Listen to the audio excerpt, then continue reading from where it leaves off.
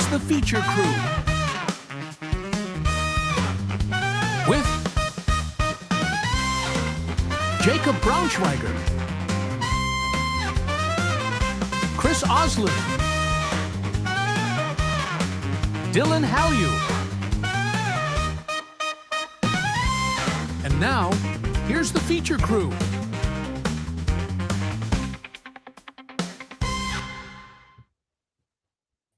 Hey everybody, welcome back to the Feature Crew. We just got to get our layout adjusted here. Welcome back everybody. We've got an exciting episode today. We have a bunch of scattered AI news and some upcoming releases to talk about. So yeah, let's dive right in, guys. Awesome. Okay, well, we had some breaking news right as we were getting ready to go here, so we'll kick off with that. But let me get this moving. A few pieces of breaking news. Sorry, I was doing a little login for our later live demo. All right. Yeah, I guess we should say, as always, we're doing news first, run through some news, and then we've got a little live build plan towards the end of the episode here. Awesome. So there was a scoop from Business Insider that we have superintelligence at Meta is going to be building some hardware, which isn't all that surprising. It seems like a compete to whatever OpenAI is working on. They made a hire on the back of that, and this should be under Alexander Wang, right? I think the interesting question is, like, does this mean devices, right? Yeah. As opposed to, like, Meta is making a TPU team or something.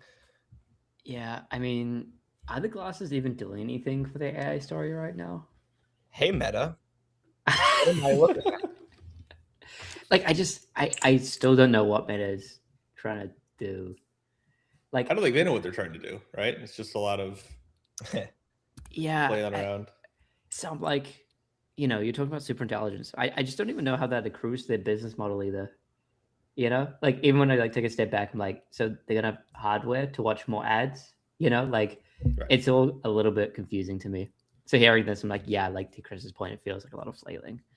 It would be great if they were like competitive, right? But I think they're also sitting there internally looking at their teams going, okay, we have these hardware teams that we're cranking on glasses and VR. Do we want to take any of that expertise and apply it to AI? OpenAI is doing a device. So it seems like you're just trying to build a car with the engine you have, right? Yeah, maybe that's the way to think of it. And just Distributor, welcome back. Great to see you. All right, welcome back.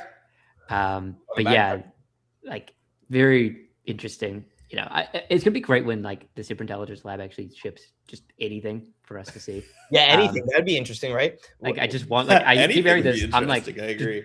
Please, like let's have something and we can like actually test it to see if because I thought the latest rumor like maybe a month or so ago is like they had models, but it just wasn't outperforming like previous gen, and so they didn't release it. It was something to that effect, right? Yeah, like, I think that's right. So yeah, and we should have a live counter, like CNN set a countdown. It's like count up how long since Meta's released a model. Time since release. I like that a lot. It's a year on Sunday. Dude, that is such a good idea. That's going to be part of our like live ticker. It'll be like a segment every week. Okay. Yeah. We have to like. It shouldn't take too long to code that up. Let's do it. Yeah, we can just start shifting the channel more to TVPN vibes so we can get acquired. That story's coming. We have one other breaking story popping up, which is information is reporting that DeepSeek V4 is probably going to get released the next few weeks. And I think most interesting from the sort of game theory chips perspective is that it's going to be running natively on Huawei Ascend chips, right? The 950 PR. Why that's interesting is those are native Chinese chips, right? That is not TSMC.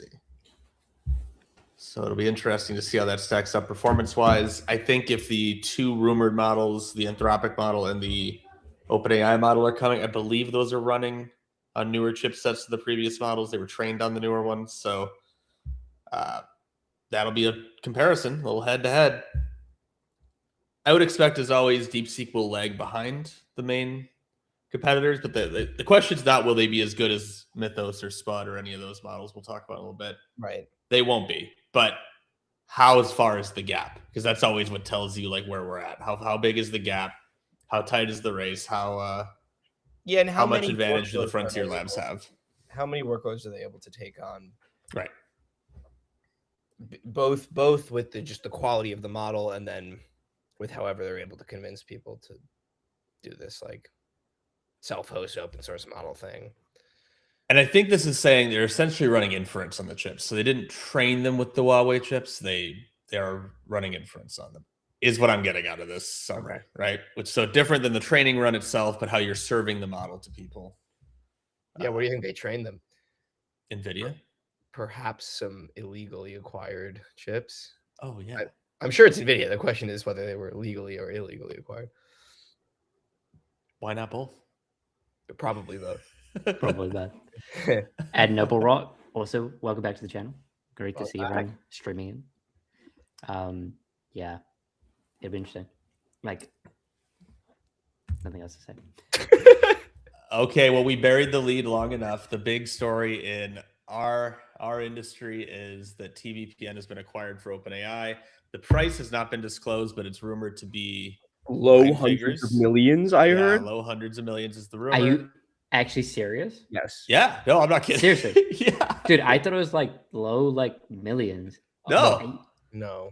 No, because their run rate, they're on track to make 30 million this year, I think. So they got On ads, is it? yeah. Yeah, you okay, haven't watched. There's we ads need everywhere. to They were start like the having kings of it. on the channel. Yeah, we're definitely open as well. So at this time, we are announcing that we are acquired by Anthropic. No, we are willing to be acquired. No, we like being like independent for you all, and just crazy to see the value they got for that. So super interesting acquisition, but also kind of an end of an era. Like it'll be a very different tone now that you're owned by one of the major labs. As much as they went out of their way and all the press and everything they're describing to say they're going to stay independent, you show me the incentive, I'll show you the behavior, right? Like it's going to be almost impossible to be independent in your point of view on the labs. Yeah, and the main interesting thing to me is like how much they were acquired for versus their like sub rate. Right, like, you know, yeah. You're right. I mean, honestly, can you like pull them up on YouTube right now? Maybe we shouldn't do this experiment live, but I'm just shocked at. They have 65K subs, and this sort of validates the idea of like build a dense, smaller but denser audience. Yep, right. Yep. Kind of. The only reason they have the run rate they do is because people, advertisers are willing to give them a much higher cost per view, right? Because the viewers are target market, right? Yep. Also, I didn't know this little trivia fact that there was a prior relationship. Altman funded his first company in 2013. Yeah, kind of just explains why.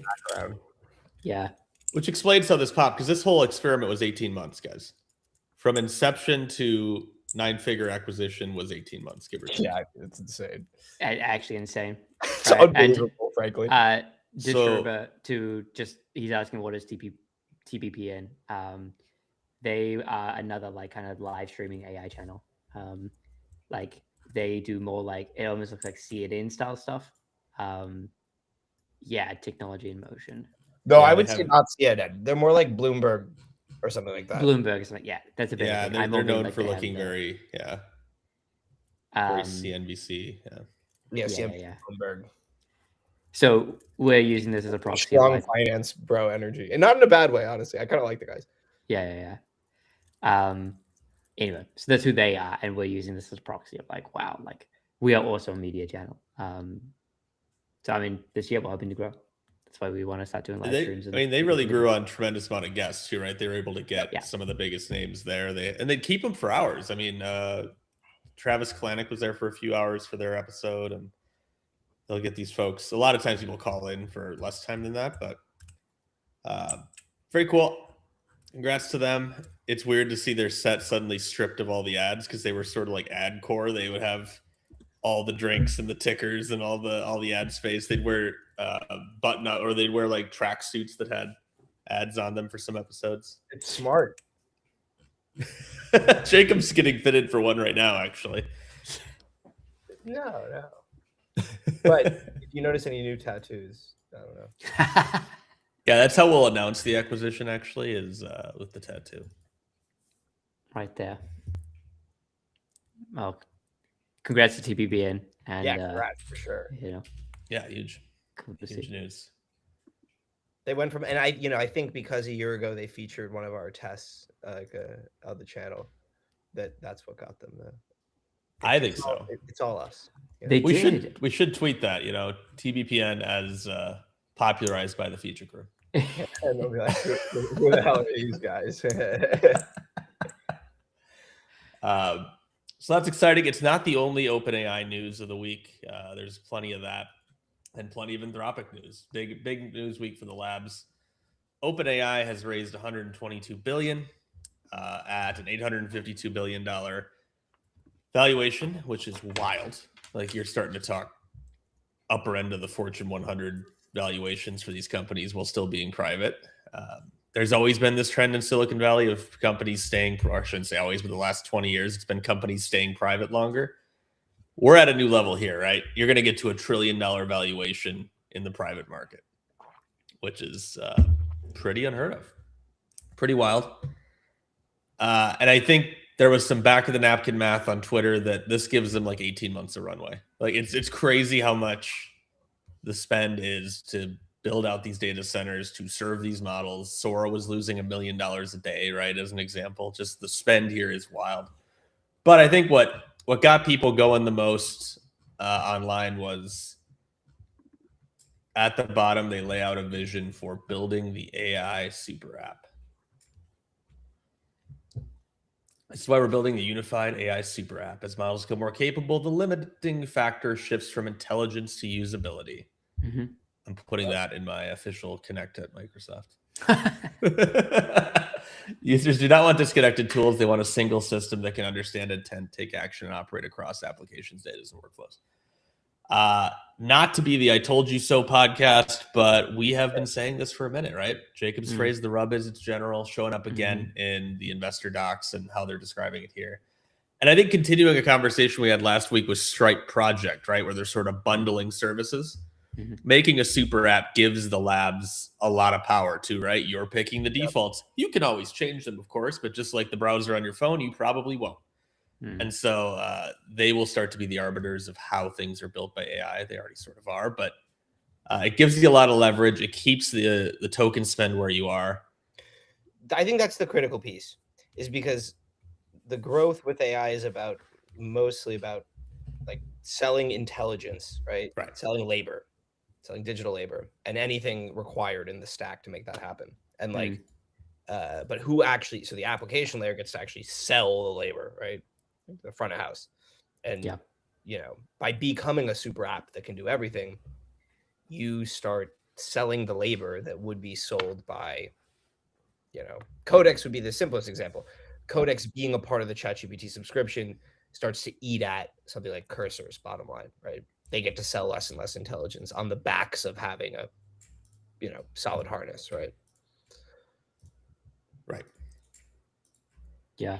I mean, eventually this will segue into the Claude Code thing, but I do wonder if it's going to be more valuable to protect your harness and your super app. Rather than the model weights. Or maybe not more valuable, but, just as valuable. Because if you have the quote unquote super app and you can just plug in whatever model intelligence you want, that super app becomes kind of valuable in the sense of like wanting to protect that like property. But then again, if theoretically models themselves can just like write any code, then it doesn't really matter. Yeah, or use any harness or use any harness, exactly. So and also and gonna spin up a harness with the code. Yeah, I think it's a difficult proposition for like. I've built my company like Cursor has around originally it was around the interface, but more so it's around the harness. Yeah. It's tough because if the models are sort of out, harnesses are becoming commoditized, let's say, Yeah. then there's less and less reason to have an additional subscription on top of your pick one of 3, right? Or one of 4. Well, and just all the powers in the models, right? Because you're like, oh, okay, well, right now it's a matter of courtesy that they release the models day and date on their API, on their app. They let third parties use it. That can all change anytime they want, right? Absolutely. That can change. There's an open question about how much do you customize the model to use your setup. And I don't know, because there's competing interests there, right? General model has a lot of value. So does a model that does X% better when you focus it. So there's a lot of interesting levers to play, but I also think this had to be a reaction to the success of Claude Code, like taking off, and Claude Cowork. I'm sure they were already planning to do this, but you had to note it in the investor documents, given how their frame's going to be. Like when you go talk to folks who are just in the business world, they're like, Claude Code just seems like it took over everything. And you're like, I mean, welcome to the AI world. It'll take over everything for a month, and another thing takes over everything for a month, and we'll be back with a third thing in 2 months. Yeah, and my feeling is still currently it's the era of Codex. Like starting a month or 2 ago, and then through now, you see more Codex on Twitter than you do Claude Code, which you did for the 3 months prior to that. It's a lot of Claude Code.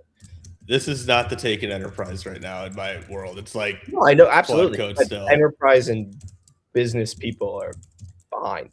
Yeah, of course. Right? Yeah. Like, so we saw big enterprise adoption of Claude Code, like 3 months into Twitter's obsession with Claude Code. Yep. And then a week or 2 later, then Twitter switched over to Codex. And I'm sure they'll switch back to Claude Code, or who knows, Cursor is trying to force themselves into the news. So maybe Twitter will pick that up. They're in there. We got them. They're, but yeah, I don't know. It seems like corporations knew they were behind, so they're very quickly jumping on the OpenClaw bandwagon. Like oddly quick for having it not demonstrate value yet. Yeah. Like you don't see a lot of OpenClaw success stories where you're like, oh, holy, this thing this thing really did something competent. Instead, it's very garage experiment, influencer bait kind of stuff. It's very telling that the posts are almost all pictures of the Mac Minis instead of some explanation of what the thing actually is. Yeah, it's true.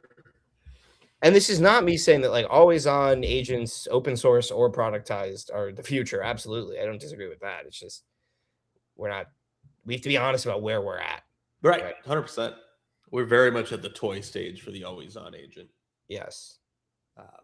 And if it's like, and most of the use case, the few use cases I have seen cited are things that you absolutely do not need an always on agent to do.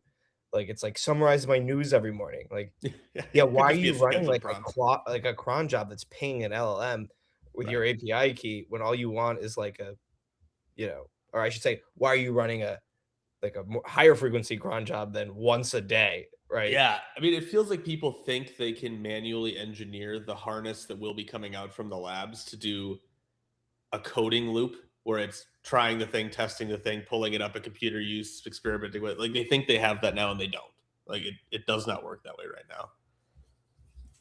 I think this is all just like I don't know what the like terminology or the whatever framework is called, but you just think you're being more productive or think that this will make you more productive. Yeah. And that's more valuable than actually being productive. The digital fidget spinner.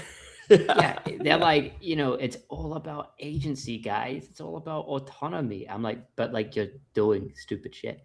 Like no one's actually showed me a real use case where like OpenClaw is like incredible, right? They're all like, make it write a blog post so it can get attention, right? Like that's been I think the flywheel is that this captures the attention, right? Mm-hmm. And that was what made it like, you can use OpenClaw to make more attention grabbing posts. And then people are like, wow, like, in some way, Moltbook, despite not deserving to get acquired, was the logical end state of where we're at right now, which is just like make content for attention for other people seeking attention. Yeah, like I mean, look, even the stars, right? The fact that OpenClaw got more stars than like Linux and React. That to me, there's something fishy there. There's something really fishy there. Well, but then like Claude the whole code, web is built, all of computing in some ways is built on Linux, and the whole web is built on React, and somehow OpenClaw shoots up to more stars when it's still still a pretty in-crowdy thing to have an OpenClaw agent running.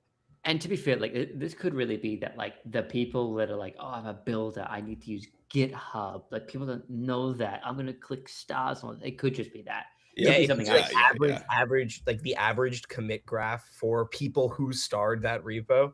Yeah. 100%. Because I think that's the when you widen the funnel, the ratings have less weight. Like you can see this with movie review sites. You can go to like Rotten Tomatoes, and you're like, this is kind of odd, or like IMDb ratings, and you're like, these all seem really weird. You go to Letterboxd, which has like 100th of the user base, and the ratings tend to be much more dialed into the audience of that website. Yeah, and it's the same thing with GitHub. I think now you have people just barely even knowing they have a GitHub account that just sign up as part of a flow using these apps, and they're like, click, click, click. Yeah, they just thumbs up things. I mean, Disturbo makes a good point about dead internet theory. Like, Well, I actually worry a lot about that. Yeah, for sure. You know, we're just going to get slop content, We bots, are. and then interacting with slop content. I think we're already there, honestly. Yeah. And don't make me show you drip warts on the channel. Like, we can show some slop content. I received a text from Chris today. I saw this notification show up on my phone, and I want to read it, the exact thing that I saw, because it's insane. Wait. Where is this? Oh my god. Check out Drip Warts on X. School of Drip. School of Drip. Like, I mean, apparently when you hit the share link on the Twitter web app, it copies a message. With the link, which is insane. Who would ever do that? Nikita would do this. Yeah, absolutely would do this. And it's fairly new, I think, because it wasn't always there. No. Yeah. And then on the dead internet theory point, I can assure you that we are alive. We are alive internet here on the Future Crew. And Kaikal, I agree. They're saying, I think the bigger problem is at the cost of running Claude with models that are good enough to trust for real work. Like, that is so true when people are like, I love Opus to run all my tasks. I'm like, do you really? Like, you have just like blown through like, you know, $100 of tokens if you're like texting it in throughout a day, right? You're like, hey, like, go summarize this thing. Like, oh, go code me, go fix these bugs. You'll come back and you'll be like, I just spent $100. Like, but you'll be cool at the next dinner party. Yeah. Like, there's a whole side rant on like, it seems like the entire world is run on being cool at the next party you go to. Like, whether that's Hollywood or whether that's the tech industry. I mean, honestly, though, agencies. Yeah, they use that.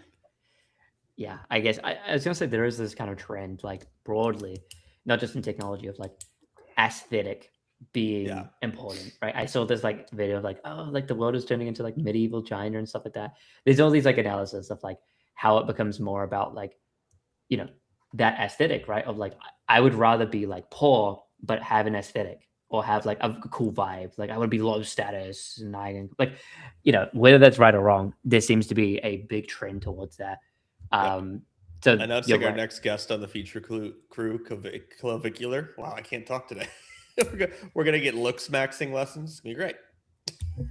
I mean, that's crazy. Okay. Before we leave OpenAI world to go to Anthropic land, I thought this was an interesting post. It's kind of a one-off. I believe Thibault works on Codex, so you know the source and all. But he's claiming now that Codex app is now the most used service ahead of the VS Code extension and the command line interface. So as evidence for the super app stuff, they're now saying more people are using the Codex app. Jacob draws an interesting distinction in our pre-show. We don't know if he means the installed app or the web app, but in any case, Codex as the app gets more usage than the CLI. Yeah, which is another I told you so moment where like CLI felt like really this weird trendy moment of like, I'm a lead coder, I use the CLI. I think it made sense at the beginning when the goal was developers who actually know how to like fix this shit. I just like competent enough to use the CLI because you'd need that anyway. You're like, well, fuck this obscure console error. Like you go back on our channel like a year, and if you remember, like we took so long whenever we had to do a few shot thing. It would be like 3JS is broken, old and like the level you need to be to fix that. A CLI is trivial for you anyway. Like you know how to use like Git and shit. But like the people vibe coding now, like what is Git? Like that's the level. So you have to put them. There's that, but then there's also just the like. As soon as there was a UI that the command line, first of all, is different on different platforms. Yeah. And on all platforms has severe limitations as a user experience. Yeah. Right?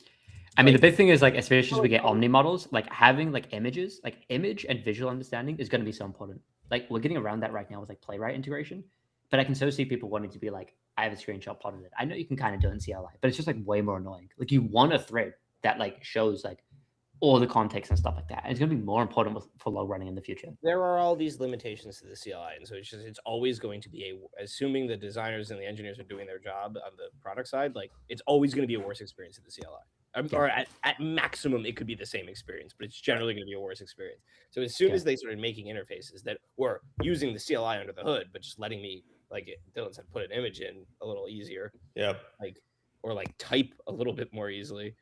Or just have a view for the plugins and the MCPs you have hooked up, right? Yeah, Instead of having to have commands to list them all out. This is how Anthropic does it. This is how OpenAI does it. This, it's just, it felt for a long, like it very quickly to me felt like the people who still say, oh, I only write code in Vim. I guess nobody writes code anymore, but it used to be like, oh yeah, like Vim is my IDE, right? Like you're not a real one if you're not using Vim as an IDE. And I'm like, and I just refuse to believe that like if you spend some time setting up your VS Code instance for yourself, that there's any way you could be faster in Vim, because it's just a superset. You can have all the same macros, all the same hotkeys, and just other features as well. So it's. I mean, I think the famous example, I remember someone saying this, that they used to think IntelliSense would like rot your brain. Like they were actually like adding colors to a terminal, you're gonna be like way fucking worse. Like don't even do that. So like I think there's always been like a bit of a tension. Like yes, there is this like I think the other extreme is Samé being like, thank you for the people who wrote code without using AI. Like I don't know how to do that anymore. I'm like, okay, that's like a little bit on the other side where like I'm seeing a lot of people be like, yeah, like we can just vibe code everything. Like you can vibe code a lot, but the first like 20% of a project that like vibe coding is great for is not what makes all the money. Right, when someone makes a Slack thing and and they're like, wow, Slack is dead, and they're running on local host and they are simulating 2 connections. It's like, okay, like now when you have like 1 million people, like how do you like compete with that? It'll work the same. It just scales, bro. It just scales, right? Like I remember seeing a tweet about like, was it Gary Tan, like the Y Combinator guy, his website, and how bad. No. Yeah, it was really bad. Like someone was like, I just thought I wanted to do a bit of a deep dive on the like website. It was not good. It's like, I'm putting out 100,000 lines of code a day, and you're like, right? Yeah, there's a reason we didn't use that as the metric for good engineers back in the day. We're not going to use it now.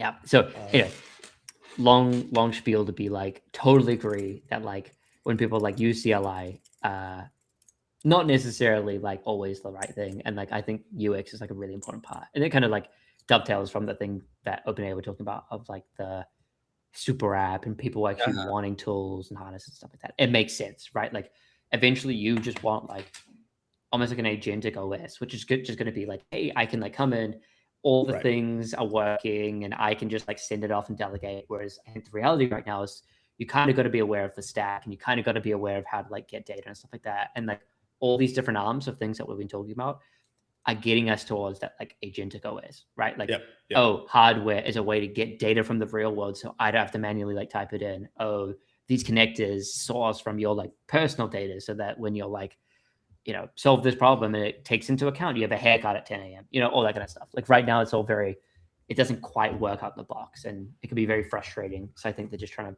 solve all these problems. But it's interesting, these are not like intelligence problems, right? These are like, well, it does go back to the last week's episode of like, we're getting the piping too for the agent stuff. Like where you want eventually is your UI is going to show you that, oh, cool, your agent's monitoring your bug reports, and like, here's the ones that came in, and now it's actioning on those. And as you get to parallelization, having multiple terminal windows open starts to become problematic, right? It starts to become less useful than it could be if you had a service for them.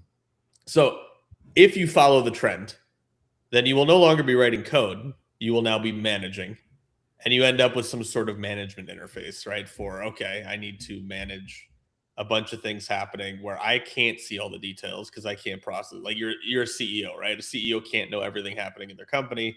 They have to get high-level summaries of all the things that are happening, and then issues get surfaced to you. And that starts to sound a lot more like an interface just by the nature of what you need to do. Because if you're going to do the company of one, we'll get to the fake company of one later. You have to be able to have a surface that can have a lot more dynamism than the CLI can. And if your role is moving beyond engineer, then it makes sense the UI does too. Yeah. But speaking of agentic harnesses, we had a big leak this week. So here's the original post.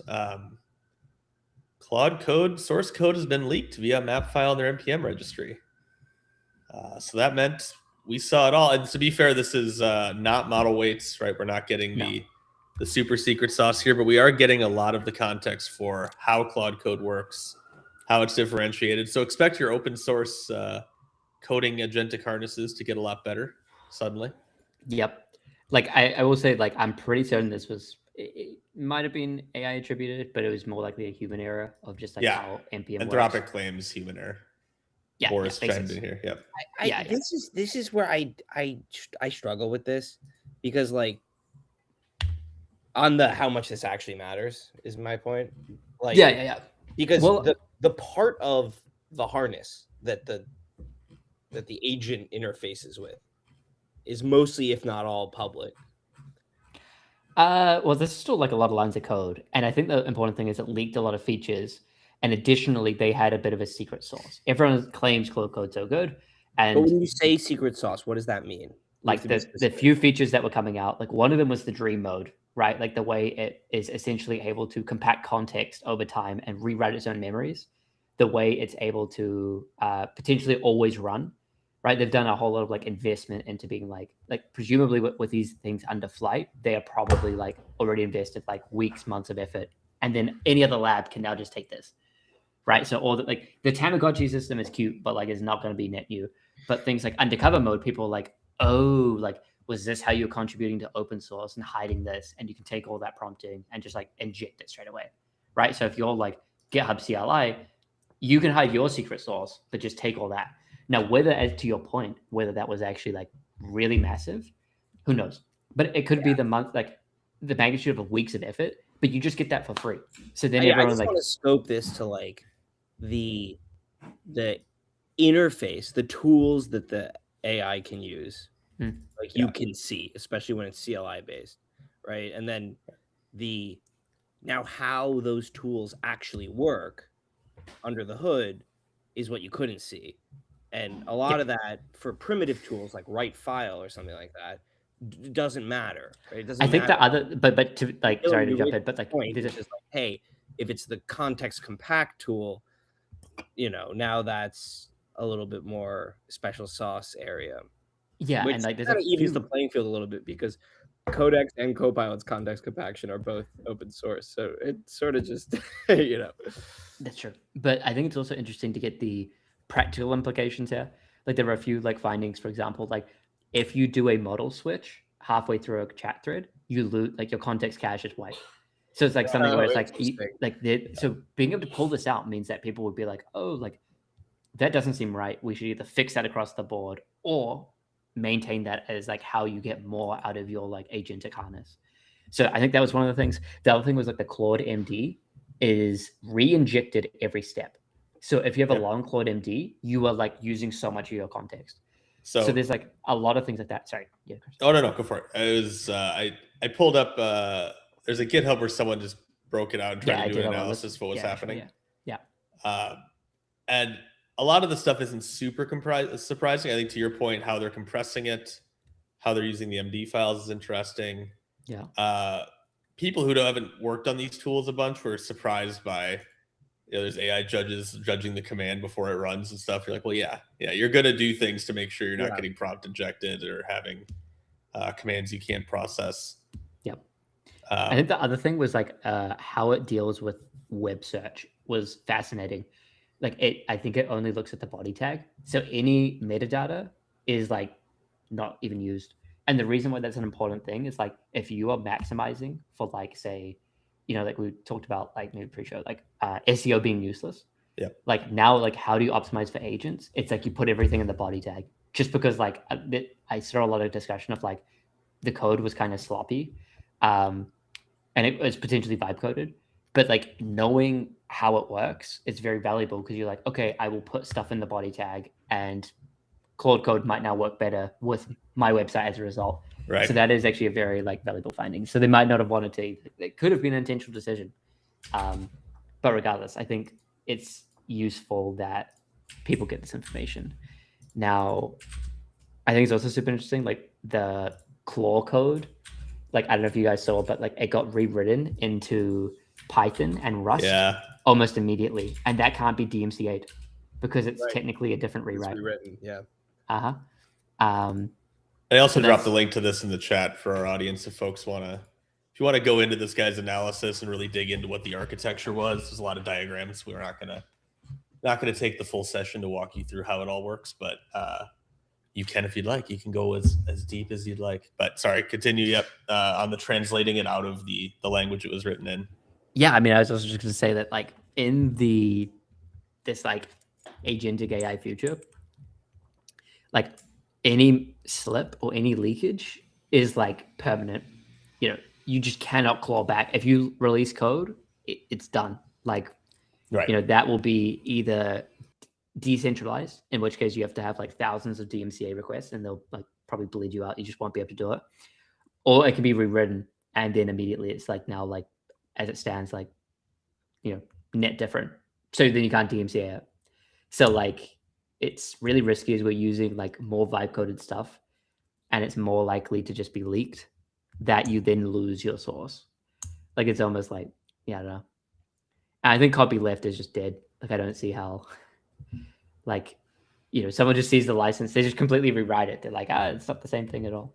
So yeah, I don't know. Like very interesting. I think this, like, regardless, to Jacob's point of like how valuable this is, you know, I've been claiming that there's like a lot of important things, but I think even the legal battles that happen from this will be even more telling of like, what does this 100%. mean in the future, especially that it's like the irony that like, you know, the AI labs have been probably trading on a lot of copyright stuff and now they're using copyright protections. That irony is not lost on like a lot of like, you know, journalists, but sure. We'll see how this kind of battles. I think just because it is the harness, they're not as worried. But if it was like model weights or something, maybe they would try and claw it back. Model weights be a big problem. It would be, yeah, because they probably spent DeepSeek V5 would suddenly be much better. Yeah. I think but so. Also okay. The other thing to add, if folks were trying to rip through the actual Claude code, Axios had a really bad malicious, basically like they had like a foreign actor like inject a Trojan into like their npm registry. So Axios is a dependency of Claude code. If you npm installed Claude code, you would get a Trojan on your machine, not because of Claude code, but because of the dependency in Claude code, which was a perfect storm. Yeah, it's also because Claude code allowed that dependency version bump, right?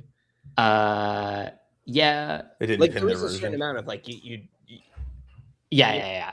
You shouldn't just do like whatever it is, and if you forget like the carrot or the star, whatever. It's just like allow arbitrary dependency. Yeah, I get so yeah, allow arbitrary dependencies. A very like vibe codey. Yes, sort of it definitely is. But just for folks, if they are trying to run Claude code, be careful of that. Don't get the Trojan package. Yeah. Now, besides the architecture of how it works and learning how to build a better harness, there were some leaks from it of things that have been worked on in Anthropic. We don't know if these are coming out. Oh, where did that go? Oh, I'm on the other screen. Too many screens here. Okay, there we go. There were some new things that came out and were being shown there. There's Buddy, which folks were debating whether or not this is an April Fool's joke, but it's sort of a Tamagotchi AI pet that lives next to your input box.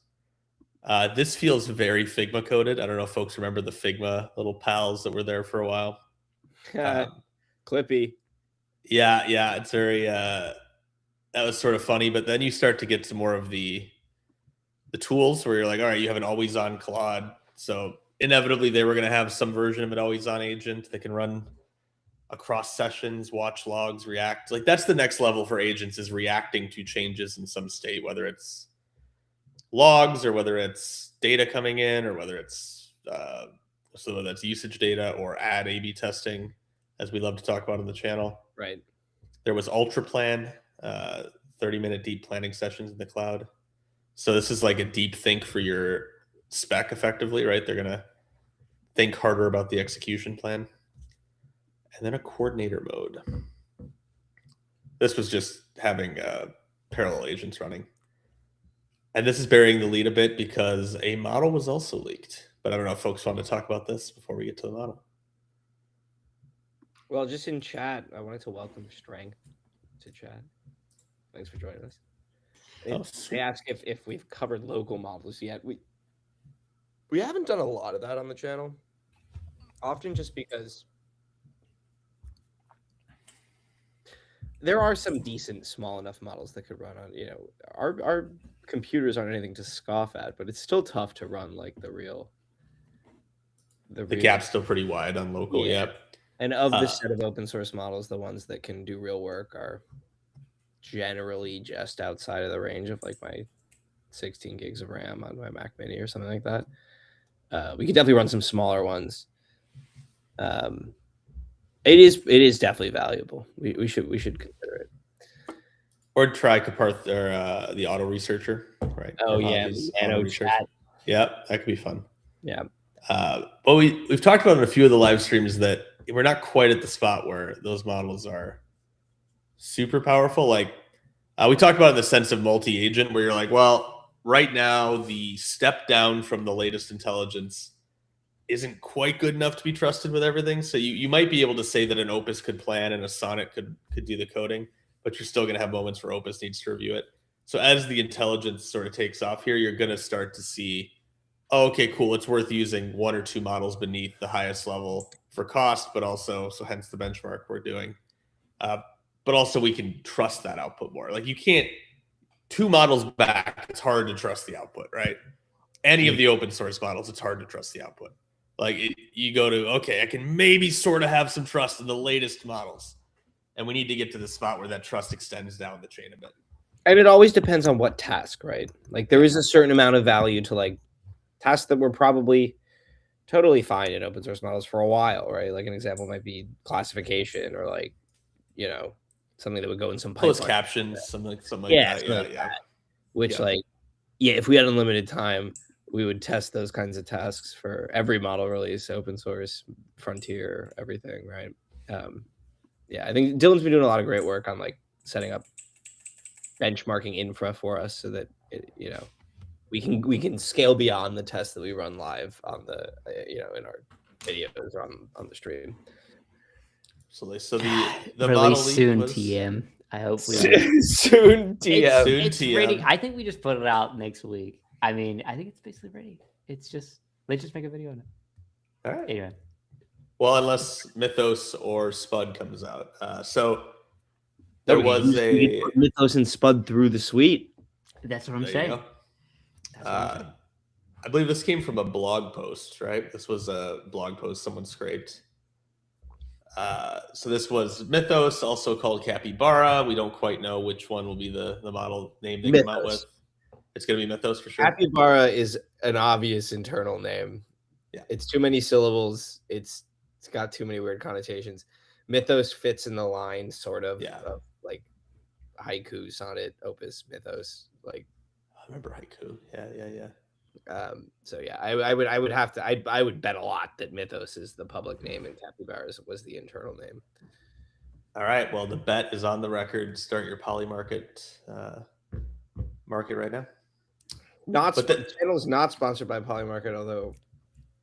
But we could be open to it. We're not quite at the level of funding our own AI subscriptions from the channel, so someday. Hey, we can set the sights high, man. Yeah, TPP in. So Mythos, the conversation that took over the internet was in the blog post that's since been removed. They talked about the cybersecurity risks here. They say, okay, we've reached another level of intelligence, and this one was capable of much more elaborate cyber attacks. It could also find 0 days, so both on the offense and defensive end. It was probably some bioweapons too while they're at it. Why not? I mean, everybody makes a few things, but so this was it's just sort of typically Anthropic's brand, right? New model is rumored to come out, and they go like, "Oh my god, this one is scary smart." So saying the same thing here. Expect a step change. I'm not quite on the Twitter bandwagon of like this is just going to absolutely floor everybody, but I would love to be wrong. I've been wrong on this channel plenty. And this lines up with OpenAI saying they have another model called Spud, codename Spud. It'll probably be, what do we think it'll be, 5.5? Yeah. But that's where the range we're at. So they expect these soon.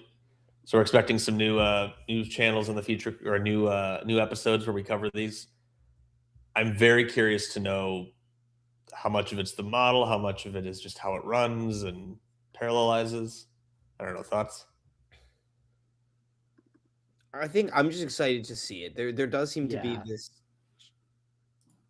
there's this Mythos thing, and then there's the what is it called? Spud, OpenAI Spud.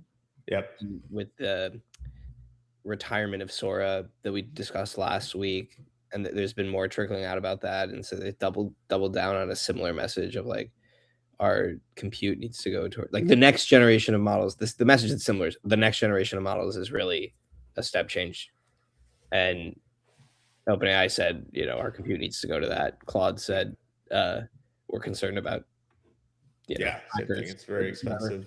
So they said what you would expect them to say when there's. Oh, and Sam Altman said 3 months ago I wasn't expecting to be here now, which is like for some reason that's his whole persona is like it to seem like human and relatable. He always says like this surprised me too, which is like it's nice like once or twice, but then when for everything that happens you're like this surprised me. I'm like, okay, so like where's the genius, man? Like Yeah.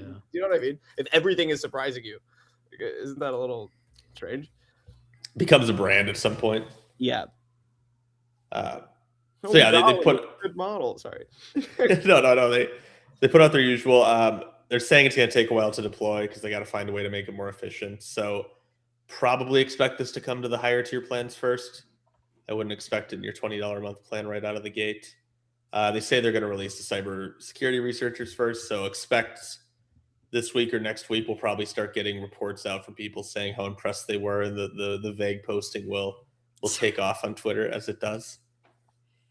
This changes everything. I've been testing this for a few weeks now, and it's over. Yeah. But in more Anthropic news, they also have announced they've acquired Coefficient Bio, which makes sense to me. Like as the models are getting smarter, when you can start trusting them with higher level work, you start acquiring places that build specific sandboxes or verticals or data sets. I think this is an old post from the founder. Just your general, like it seems to be, this is along the lines of drug discovery, cancer research, all of that. They just picked a vertical, had a lot of proprietary data, built a proprietary sandbox, and just think about it as, okay, this is effectively a bioscience harness, right? So it's like, I don't know. We've talked about it so much on the podcast, but like, I don't understand these like hundreds of $1 million acquisitions. If you're like, I mean, they're definitely in stock. Yeah. They're not giving them 400 million cash. In cash. Yeah. Start Yep. there. You're right. So we should like, net present value the different, like it's not like what it seems. Because I'm like, if you have a model that is capable of finding 0 days, are you really worried about like, coding this like, sandbox? Like maybe I can understand like acqui-hiring or like hiring for like certain, like, for example, like I'm surprised that there's not as much like physical acquisition, right? Supply chains and stuff like that. Maybe they're doing it under the hood and we're not reporting it, but like stuff like this, I'm like, models finding drugs. I don't know. I feel like unless there's some cracked people there that they're getting, I don't necessarily get this. What it could be is that it's like they think the time is so valuable. So it's less about, we wouldn't be able to do this in-house for less money. It's like, how long would that take? And then like, what's the opportunity cost of taking that amount of time? Yeah. And so if we're able to find somebody who's already spent 6 months, like working with a couple of labs and doing 10, 20 iterations of the harness and figuring out what works, then those are just like, when you think about building your own team and the sort of startup costs and then the iterations, and then it's like months, and maybe they think in months we'll have lost significant market share that we could capture really soon. right? Yeah. Yep. And we don't know the cliffs here either. Like, you got acquired, people got deployed stock. Do you get it all right away? Does it go away if you are fired from the company within a few years? Is this more like a bet framing than it is money in the bank moment? There's a lot of stuff like that ends up on the term sheets for this. So, yeah, interesting. Surprising acquisition. Yeah, interesting acquisition for me is basically what I would say. Like, I didn't see this, and yeah. Hey, and the businesses have value. Oh, we got some comments in the chat. I think I haven't looked over there in a second. I'm sorry, we're neglecting y'all. Yeah, sorry. Disturb. Berkut, welcome. Berkut's back. Welcome back. Heck yeah. Well, we're up to 20 people watching. All right. Hey. It's a new milestone. So welcome, everybody. Thank you for being here. Seeing some of the comments. Surprise Sam supercut. Yes, I need it. We should open it with the surprise Sam supercut. We need our no agents are here when that can get made. We'll make it. Great. Now clause will cost 10K per day. Yeah, absolutely. You're like, I ran Mythos all day on my emails, and here's what it found. I mean, look, I would be so happy to be wrong if they were like, I used Mythos and it built me like $1 billion company. Then I would be like, we're getting to that headline. Hang on, that's coming later. Yeah. Yeah. So, hey, exciting times. Like, final Anthropic post is they released this model. For folks who are pro AGI have consciousness, this will be a fun one for you, because they found that all LLMs sometimes act like they have emotions, but why? They found internal representations of emotion concepts that can drive Claude's behavior, which is a fancy way of saying if you treat these models nicer, they do better. Like, contrary to the Google founders' representation where you threaten it, that actually led to increased mistakes. But saying like you're doing now leads to increased mistakes. Yeah, threatening's out. Coddling is in. We're in gentle parenting era of AI. Yes. I also wanted to mention in chat, John Doe is here. I think the whole gang is here now. Welcome back. Specifically, I think they said that when you're threatening it, the analysis was it limits the breadth of what it will explore for options, and it won't find the optimal result. It'll essentially do things that are more likely to work, or it'll do adversarial things. It'll try to hack around things. It'll try to do things that you don't want it to do. But if you say, hey, it's all right, try your best and explore and see what works, like, it tended to get better results. So very interesting. I want to see this replicated. This seems very yeah, for sure, subject to bias. Yeah.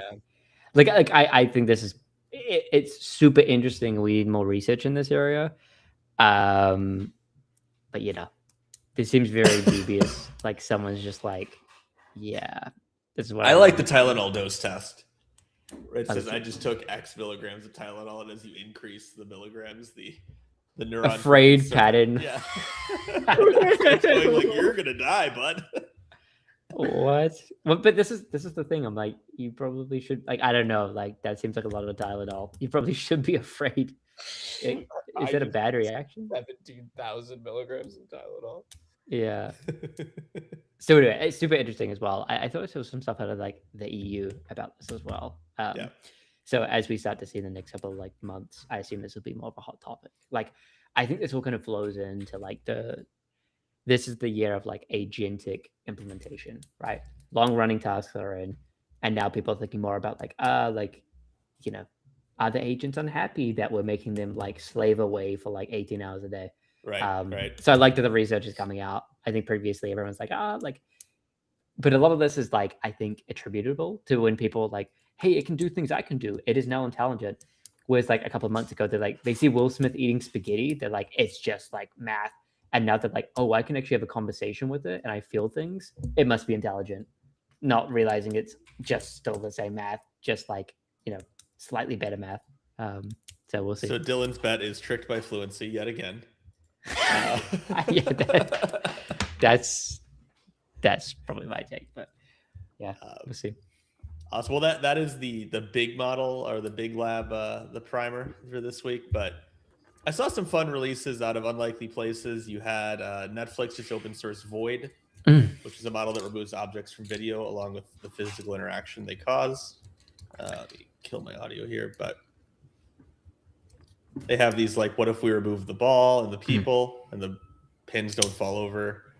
These sorts of things. So there's a Hugging Face link for that. Dropped that in the chat if folks want to poke around at that. This I'm looks really actually excited super for these interesting. to Like, get cheap. Like, yeah, absolutely. Yeah. Like this is what Apple wish they had for real. Well, this is also what anybody who's doing video gen you wish happened too, is you Yeah. could make specific edits to scenes, which is just so missing right now. And when you try to thread it, the context blows away. But So dude, people end imagine up if making these Apple, long N8N flows. Yeah. if Apple was ahead of this and they're like iPhone 18 Pro, like, oh, I messed up my shot. Oh, I used this and it's all fixed. Would have been a killer demo. Like, yeah. We also kind of had that even before LLMs. Yeah, I know. Like, but still, I think this is like a classic thing where they could be like, we're so AI forward, you know, we'll put AI on chip. Yeah. You go to Netflix for open sourcing it. Is it open source? We're Like, excited to announce That's the Magic claim. Eraser. Apache 2 license. okay. So they have the in-painting model and the warp noise refinement model built on top of Cog Video X. I mean, good guys Netflix. I'm kind of surprised they did open source this. Because Yeah, I think, they're ultimately just a distribution network, right? So like making it easier. Also, this is a way of sidestepping controversy of you using AI in it. You're like, oh, we didn't use it. We made this tool. We open sourced it. And if you happen to use it, well, we couldn't have possibly known. Great point. Like the point about them being a distribution, like they want creators to create more content, right? Like they want that. So that's such a good point. This So is why they're better from their perspective. Hey, go use CDance. We're not telling you to, but if you happen to use CDance and you wanted to modify your video and that made it better, and then we thought it was good and we acquired it, who's to say how that happens? Oops.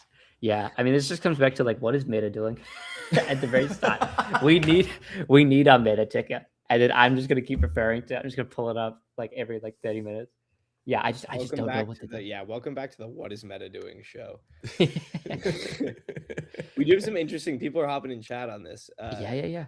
There was an interesting question. I'm not sure when this was put in chat, but Starjacker, by the way, welcome to the channel. How many months do we estimate until Chinese open models are ahead of Anthropic and OpenAI? I don't think they will be. I don't think they will be. That's a really hard. They would need to have some research breakthrough that. Like, unless you could get to a point where it was pure power, like the models were at parity in your ability to just have more compute, because you don't have a chip advantage right now. They do have a power advantage, and they don't seem to have a team advantage. Like very rarely, if ever, do you see the Chinese labs make a net new breakthrough that's not an optimization. Yeah, and it's like, I don't know. It seems more and more like the US model, the US big labs seemingly have these step order changes, so they seem ahead. Yeah. And it looks like a lot of the source of having the harness and stuff is seeming to help with bridging the gap, doing the piping, which gets you the money, which gets you the ability to kind of continue to move forward, the flywheel, right? So I don't know. I guess another example is XAI. XAI has not been able, let's just take all American companies. XAI threw a lot of money at trying to scale, and Grok doesn't really seem to be a competitor. No. Now, I know they were behind, but let's just take that, for example. If the theory held that scaling is all you need to start winning, then Grok should be competitive, but it's not really. So there's probably some source of how they're training, or how they're actually SFT or getting the data that has helped. So who knows? But again, we could be wrong. Maybe DeepSeek 5 comes out and then everyone's oh my god, DeepSeek moment round 2. I mean, I think we've said multiple times in the channel that we expect China to win video models.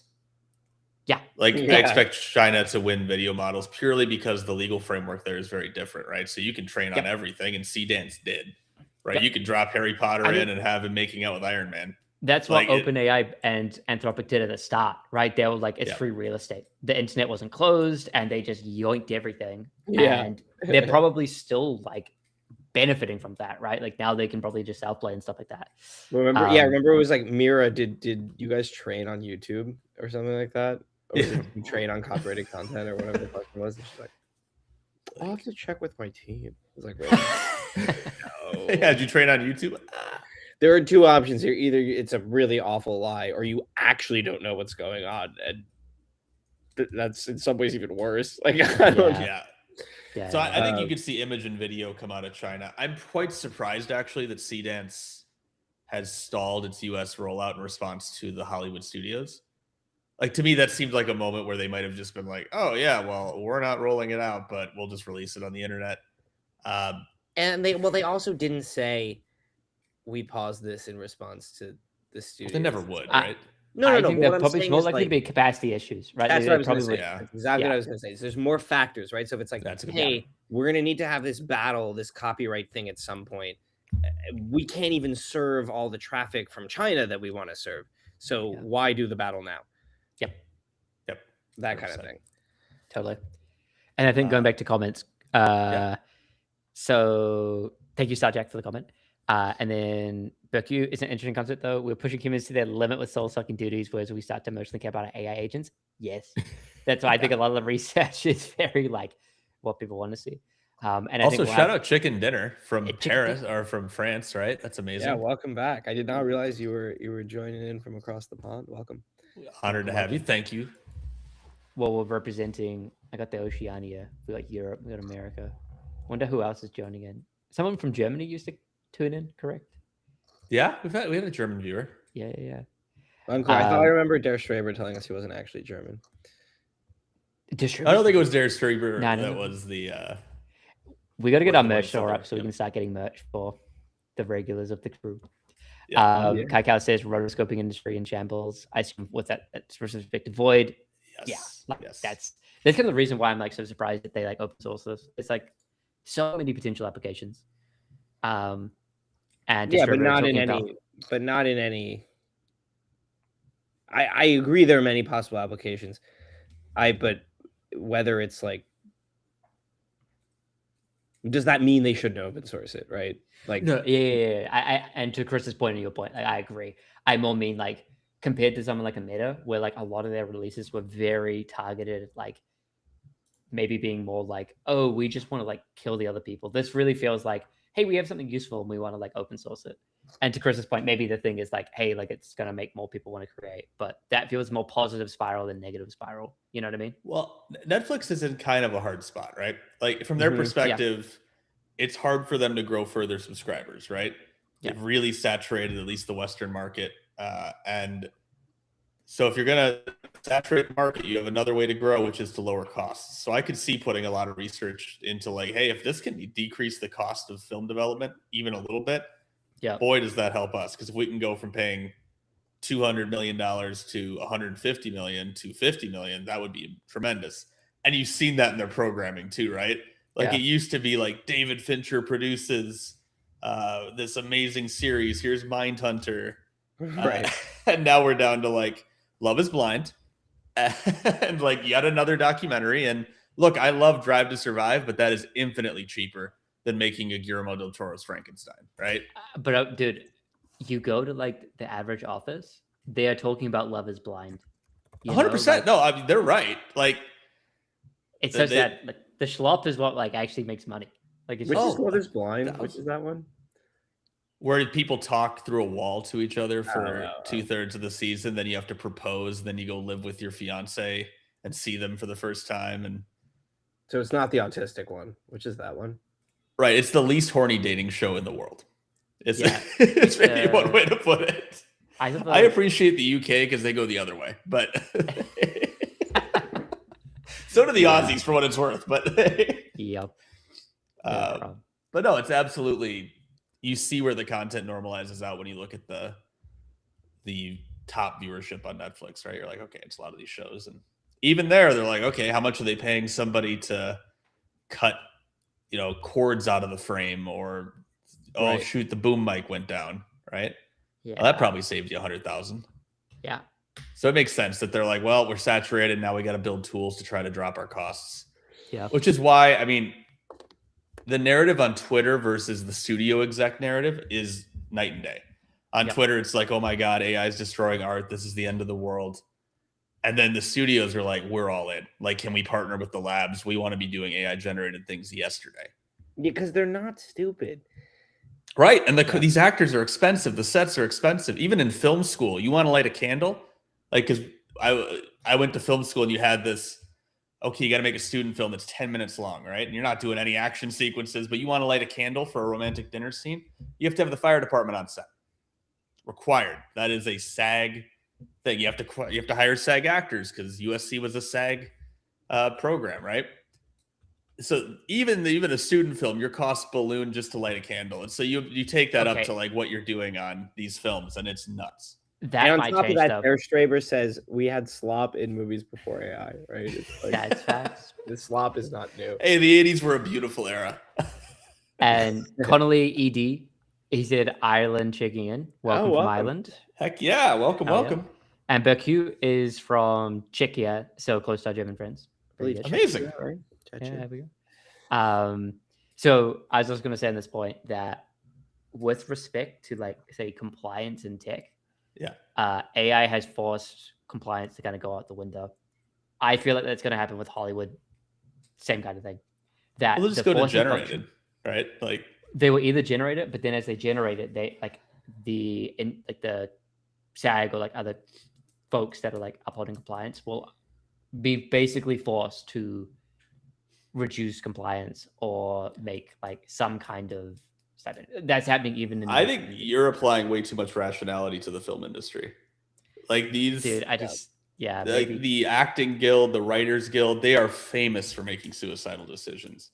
They're like, we want a pay raise and we want like decreased hours, we want all this, and it's like, oh, wait a minute, now 2/3 of our actors or writers don't have jobs because we made it so expensive to stock a writing room. Like they'll do this all the time. They're like, we want better conditions and we want a higher minimum wage. We want all this stuff. And you're like, okay, cool.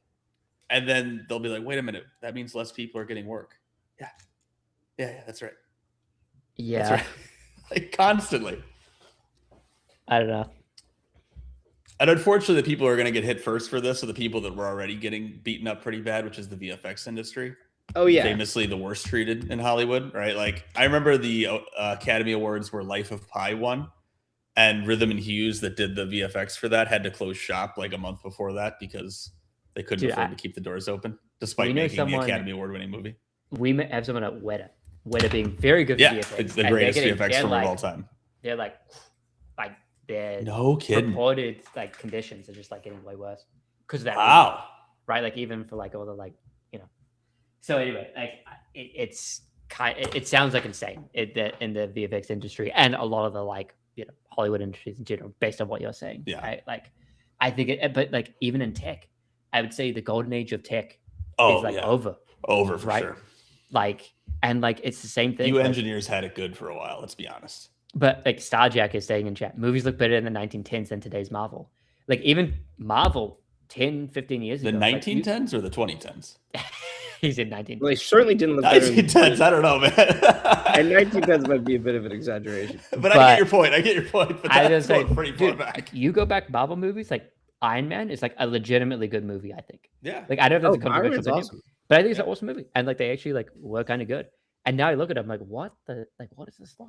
Yeah, and no, it kind of feels weird shit's happening, and they try to explain it away with, we need the visual fidelity has to be so much higher. But look at the Harry Potter series, right? And I'm not talking casting. I'm just talking delivery time. You have a series that can't come out every year. Like they can't do a season a year for 8 episodes, right? Yeah, for 8 episodes, they can't do a season a year. They used to do a season a year for 24 episodes for less money an episode. Yes. It's insane. And like, and I completely agree with you, Chris. This idea that like, the production costs have gone up so much. It's like, no, you could make something better than what you were making 10 years ago for less money, but you guys are doing the like diminishing returns thing. Right. Well, and production costs have gone up insane ways. Like, yes, you had to have a higher visual fidelity, but also you guys choose not to hire people to build sets and want to do like replacements for all your sets so you can shoot on volume. So now everything has to get hand built in VFX. And now you have to have 19 people and a dog for any scene to make sure everything's comfortable and everything's safe and everything's fine. And that might be good, but it also means your costs are higher. You're going to make less movies, right? You just keep taking your costs up and up and up and up. Yeah. And they refuse to have any, we don't do new actors anymore. You always have to have some huge name, which is going to charge you 40, 50 million. Yeah. It's kind of insane. I was gonna make the parallel with like tech, so golden age of tech. Like, I feel now, like in general in tech, it feels like most of the people I talk to, they feel like they're kind of spinning, right? Yeah. I wonder if like VFX, not just VFX, but like what you're describing in the like film industry is the same, where it's like everyone is like kind of high level, but everyone's also kind of more stuck. So like paradoxically, you're like shipping less. It's a very strange phenomenon. I don't know if this is people have like kind of stared into the abyss and they're like, we know we're all gone in like 2-3 years. Yep. And we just like, that's a pretty common lunch table conversation for sure. Yeah, it feels like everyone's like kind of aware of it and just like subconsciously being like, like this social contract needs to work in this way. So we're gonna be good little drones and kind of like fit in. I don't know. Like it's a very, very strange thing. Yeah, I mean, there's a strong parallel there because you have the same thing with Hollywood where you can't break in anymore, right? Because like we're making less movies. Movies are more expensive, so we're taking surefire bets as often as we can. Christopher Nolan will get his movies greenlit forever, but it's very, very hard to imagine a new director getting their film greenlit because hey, like short form video, how much of your attention is that taking that would have gone to films? How much? Yeah, it's absolutely the same thing. There will be no more great directors. There will be like, or maybe like one or two or something, right? But there will be new versions, right? There will be people who do these like AI movies. Are you talking about the greatest director in history? Oh no! You had to do it. You had to do it. Let's go. I should share audio. Just our viewership's gonna go through the floor. The boy who Hagrid. No, we're about to lose all of the guys. The boy who dripped. This represents Jacob's opinion alone, and no one else's on the platform. You can't even get it up.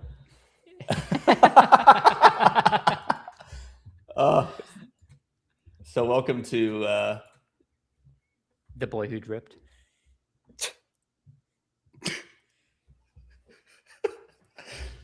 The boy who rizzed. The boy who dripped. The boy who dripped. Platform 6-7. Good thing we're not monetized. I wish we were. Wait, we are monetized in this video. No. Terrible. I thought I took it off the lives. Oh, maybe. We're not getting audio, but we're not getting audio. It doesn't matter. The experience is great. I love his orange iPhone Pro. Like the orange iPhone Pro. I could do a whole episode on how much I hate that. Well, there you go. Okay, I've educated you all on how bad things can get. And look, this is good. This is the good kind of slop. I was sending the bad kind of slop. That's the good kind impossible of slop. nature. I'm like, this was like actually like semi-talented. Like that's why I'm pointing out the iPhone. I'm like, oh, that's actually kind of new, and like everything was kind of coherent. The problem is when they're like, oh, look at this dog. Like, look how cute it is. Oh, it's like walking up to the gorilla. I'm like, what? And they're like, this is so beautiful. I'm like, bruh, no, it's over for us. I think the one that gets me that I see in a lot of family members who watch short form video is the like autistic explainer video where it'll show like a clip of Law and Order SVU and they're like, the woman approaches the cop. She is distressed. No, stop. She talks about the problem. She saw a mugging. The cop approaches the scene. He finds the body. And then the blood is blurred because God forbid TikTok feels blood. sad or something like that. Feels sad. But I actually think that was pre-AI. No. I think it was. I think it was. And it's only just accelerated with AI. Because they realized that they do it with pre-AI. Like somebody manually did that? Someone manually did that. Oh, for sure. So, I'm pretty but the scale has gone crazy. But the AI, honestly, like, I mean, it's still slop in the before case, but yeah, I think there's some another layer of like the AI that's doing the transcription and explanation, like doesn't fully understand, No. I think in the 2018s or whatever, like they figured out the content that the boomers wanted, and they're just like, wow, like this is a perfect intersect of like AI, even in its current form, does exactly that. Like I think they already were like that because like I noticed like me and Cece sometimes watching that like way before it'd be like the cop is sad. I'm like, oh, the cop is sad. Like, I'm brain rotted. He's got a point. The cop is sad. It is sad. Like I'm like I could easily see a boomer getting like one shot by this, it's over. Well, I see them on the subway. I see boomers on the subway, Yeah. full volume, listening to the explainer movie TikToks. And this is why I'm like, all right, maybe, people are all like, pause AI, it's going to destroy humanity. And I'm like, all right, let's just. No, it's kind of our only hope. Let's at just this see how point, it works right? out. Left to our own devices, things weren't going super swimmingly either. Yeah. So. But speaking of spinning your tires in tech, I would like to present to you the same app 3 different times.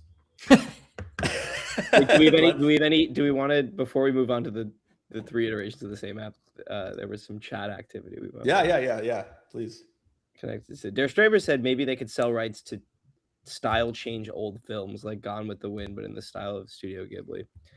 Style transfer, yeah. I do think style transfer is going to be huge. It'll be interesting to see if that like hits old films, or maybe it's just like you just like have some style transfer, like renderer, subscription, AI, whatever that you can use on anything you want, something like that. So yeah, you could use it on your old movies, or I could definitely see a thing where it's like there is some core generator that can generate content for you, whatever the type of content you want to see, and then if something like Studio Ghibli is able to like enforce copyright on their style, then you could get like this Studio Ghibli skin pack for your like anything content platform, something like that. I think that's a super interesting area.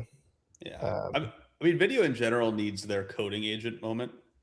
Where like right now we still feel very much at the like I asked ChatGPT an interesting question and it knew a thing. Like because we haven't quite figured out what are the levers we need to pull to go from I can make a minute-long Gen Z Harry Potter video that trends to I could have 10-minute-long YouTube videos that are engaging the whole way Well, through. the thing is, you can already have certain 10-minute YouTube videos that are engaging. Like compilation right now, clips it's of really Gen Z clustered Harry around Potter.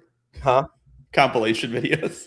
No, right now it's really clustered. Well, there's that, but like right now, I would say the ones that I've seen that are the most well done are like the general documentary area, where you might have been using a bunch of stock footage in the past. You can replace a bunch of the stock footage you would have used with AI generated footage. And then when there's like some specific scene you need, now you can create it without spending $10,000, $20,000 for like, a couple seconds of a recreation of some boat or something from history, right? Like, so the documentary does seem like a pretty good use at the moment, but like when you have specific actors that need to remain consistent, the visual consistency has been semi-solved. It's still not fully solved. And then like performance or personality consistency is just like a total open. Well, I think Corridor Crew did a great video describing the problem where it was just one of the React videos where they were reacting to Darren Aronofsky did some AI generated videos that were meant to be a timeline of the Revolutionary War. So you get these scenes in it, and they could do character consistency decently well, but it's the eyes. Like the eyes of the characters always look glazed and like unfocused, and they don't have quite that movement or the jitter that you expect. And so people just sort of, you get this weird emotion. You're like, it triggers that part of your brain that's like, Well, and I wonder if that means they've been training on a bunch of like Unreal stuff or whatever. Because just in computer graphics, eyes are the things that like, still there have been some impressive, like some games, some movies with impressive eye rendering, but even then, it's still, there's something about it that just doesn't look right. Yeah, I mean, your canonical examples nowadays were like when they brought Harrison Ford back for one of the Indiana Joneses. Star Wars tried this with a full face replacement. We've gotten full face replacement to a good spot, but it's still very manual right now. You have to have a Weta or somebody go in and do a lot of hand tuning and fine tuning to get the specific movements right. Or in that case, ILM, which the ILM bros would have been upset that you declared Weta definitively the best. Well, Weta's better than ILM, but it's okay. They're different. They're different. All right. I would say ILM is more scrappy and practical. Weta's more like, we'll do the crazy thing. That's fair. Because Weta's Avatar, right? They always do some like brand new engine for generating fire or water or whatever the next Avatar film will be. Right. And there are only so many James Cameron contracts out there. So, right. It's like. Okay, well, we're back to spinning the tires in tech. I present to you the same software 3 times. We'll start with Lovable. So the story here is that Lovable, like all of our, like our conversations, Ben, they were a website generator, right? They're making websites for you. They're competing in that space with Replit. And they're realizing that people don't generate a lot of websites, right? How many websites do you need in your life? So they've now generalized out to, it's your general helper. It can do data science. It can do, see if I can zoom in even more here. Right? It can do marketing assets. It can do all these things, which sounds a lot like the app called Codex or Claude Code or Claude Cowork. And I think the experiment being run on specialized tools that you go to that act as middleware between you and the model is collapsing. Like, this isn't working. It might work in very specific domains where you have a personal data set, maybe health or something, but hence the acquisitions you're seeing. But to have Lovable pivot so hard from we're a website to we're just the everything app.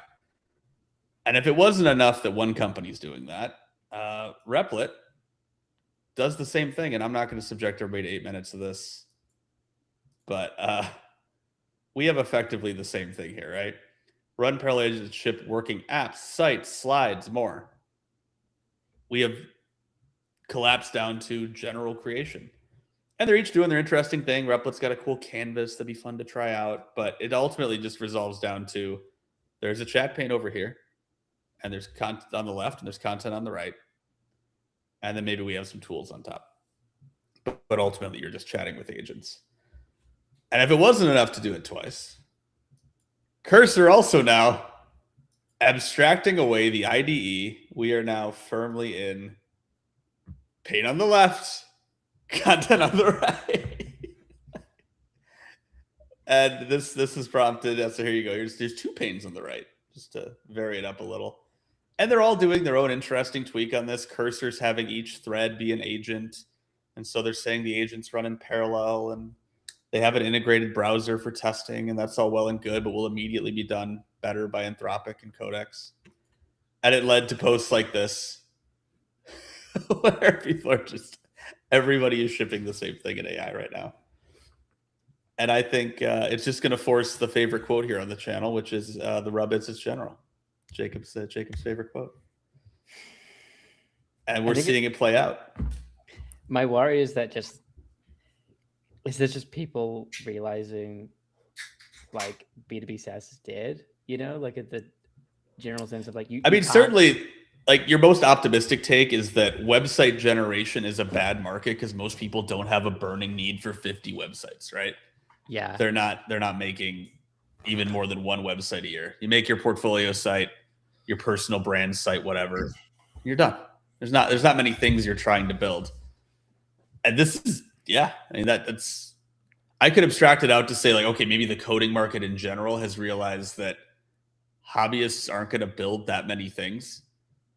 Like the hobbyist consumer coding model business is built on the idea that you're going to make a shit ton of personal private apps, and I don't buy it. No. Enterprise is where people are focusing if you're Anthropic and OpenAI, and that makes so much more sense because enterprises have processes that need to run every day, summarize my meeting notes, take all this context, put it in the spec. Oh, Bill left another comment in the spec. Let's update the spec to accommodate Bill's comment. Oh, a bug report came in. Let's address the bug report. Like you have these long running loops where you can see spending hundreds of thousands of tokens that just don't exist in the consumer internet. Yeah. Yeah. I don't know, Jacob, thoughts? Well, I did just get back from my bathroom run, but I don't know exactly what was being discussed. But I think we're big on sharing with the audience here. Oh, this was everybody's building the same app and Lovable, Replit, Cursor all kind of collapsing. Yeah. The thing that I would add though is that they kind of are like they're pivoting into this sort of general agent thing. Yeah. Right. When you go to like the Lovable home screen, like the first template is something about making slides. So like maybe that's sort of the quote app, the just-in-time app thing that is more, that more consumers will do. It's not going to be like, yes, I'm making my app, my personal CRM or whatever. But it's like, oh, I need slides. You can just generate them on the fly, right? Or right. But it's still not really. When I talk to people, a lot of the things they use ChatGPT for is like, oh, I have to respond to this message from my landlord or my or this company, or I want it to do my taxes. And I don't want it to build an app to do my taxes necessarily, unless we're talking like last week where I don't even conceive of that as an app.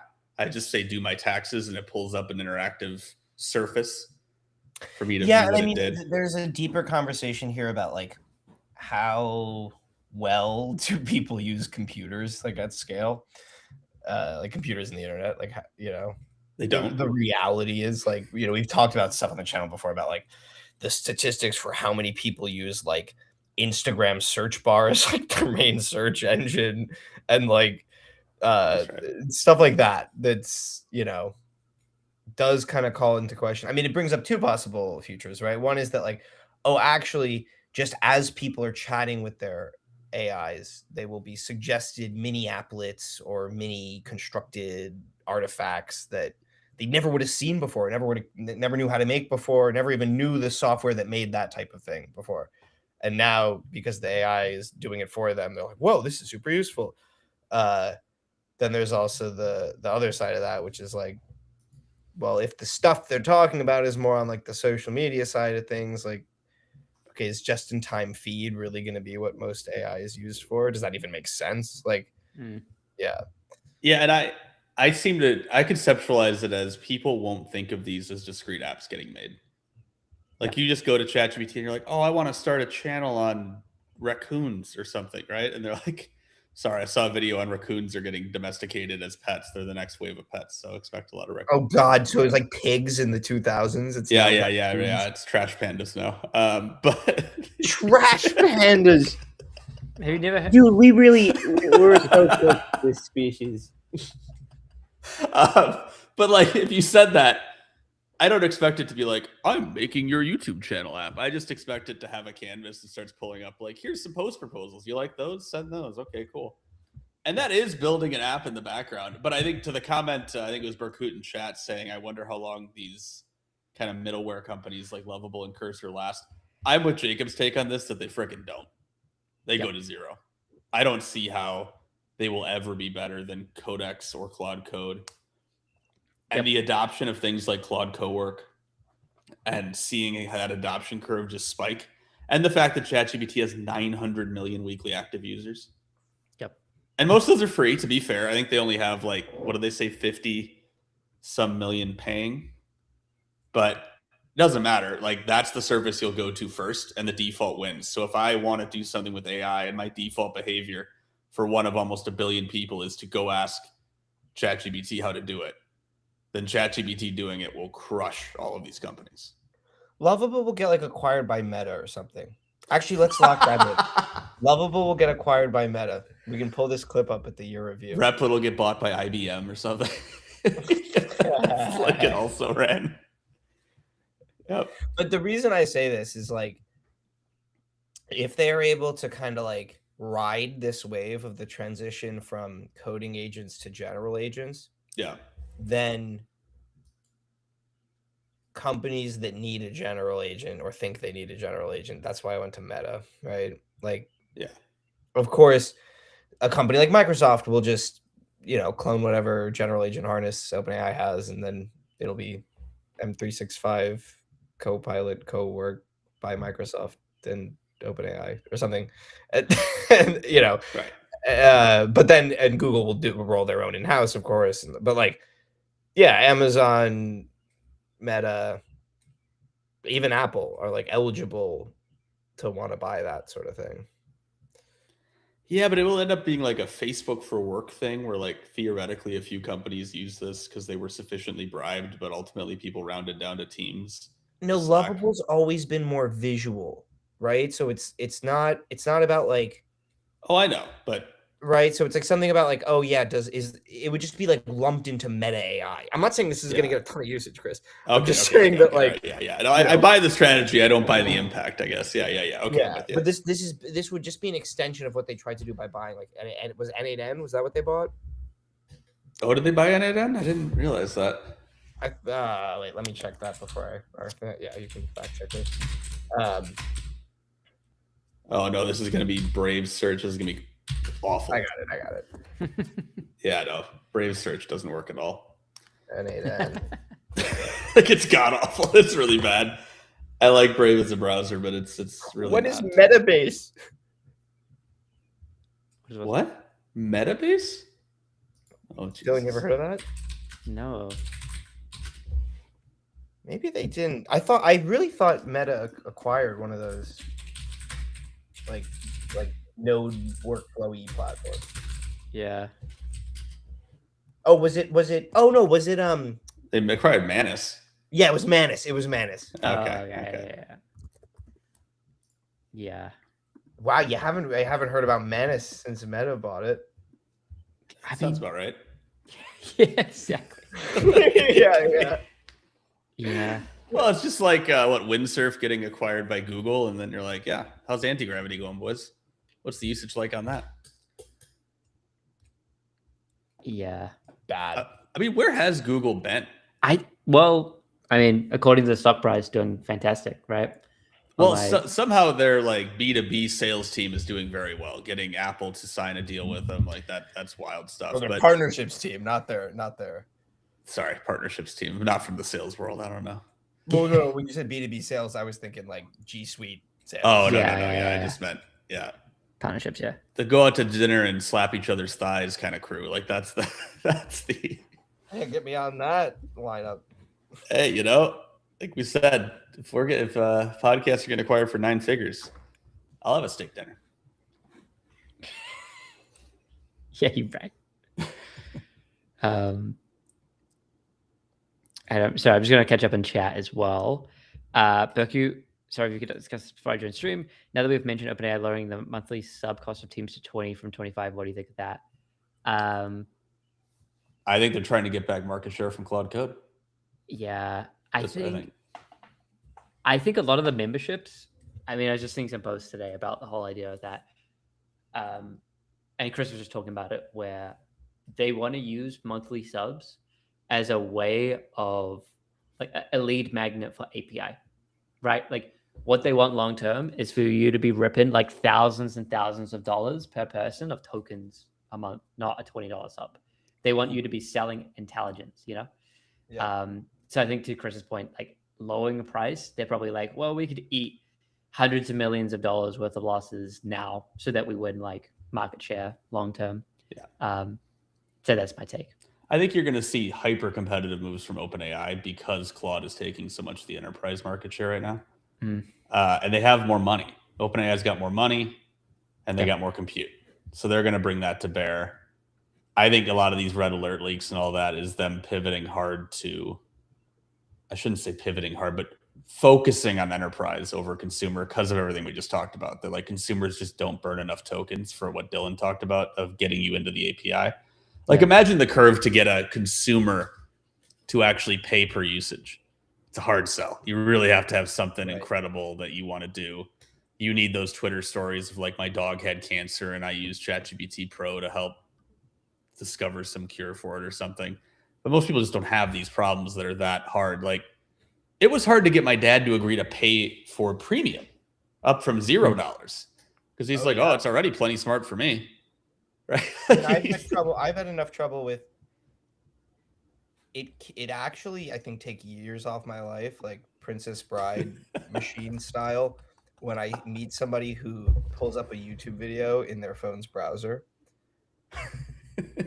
I'm like, how is this possible? How could we be in 2026 and you've seen the little bar at the bottom every time that's like get the app, and you've just been like, no, this like fundamental piece of information technology. I'm just like,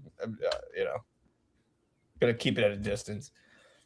This sidebar is into the people should buy YouTube Premium. I love YouTube.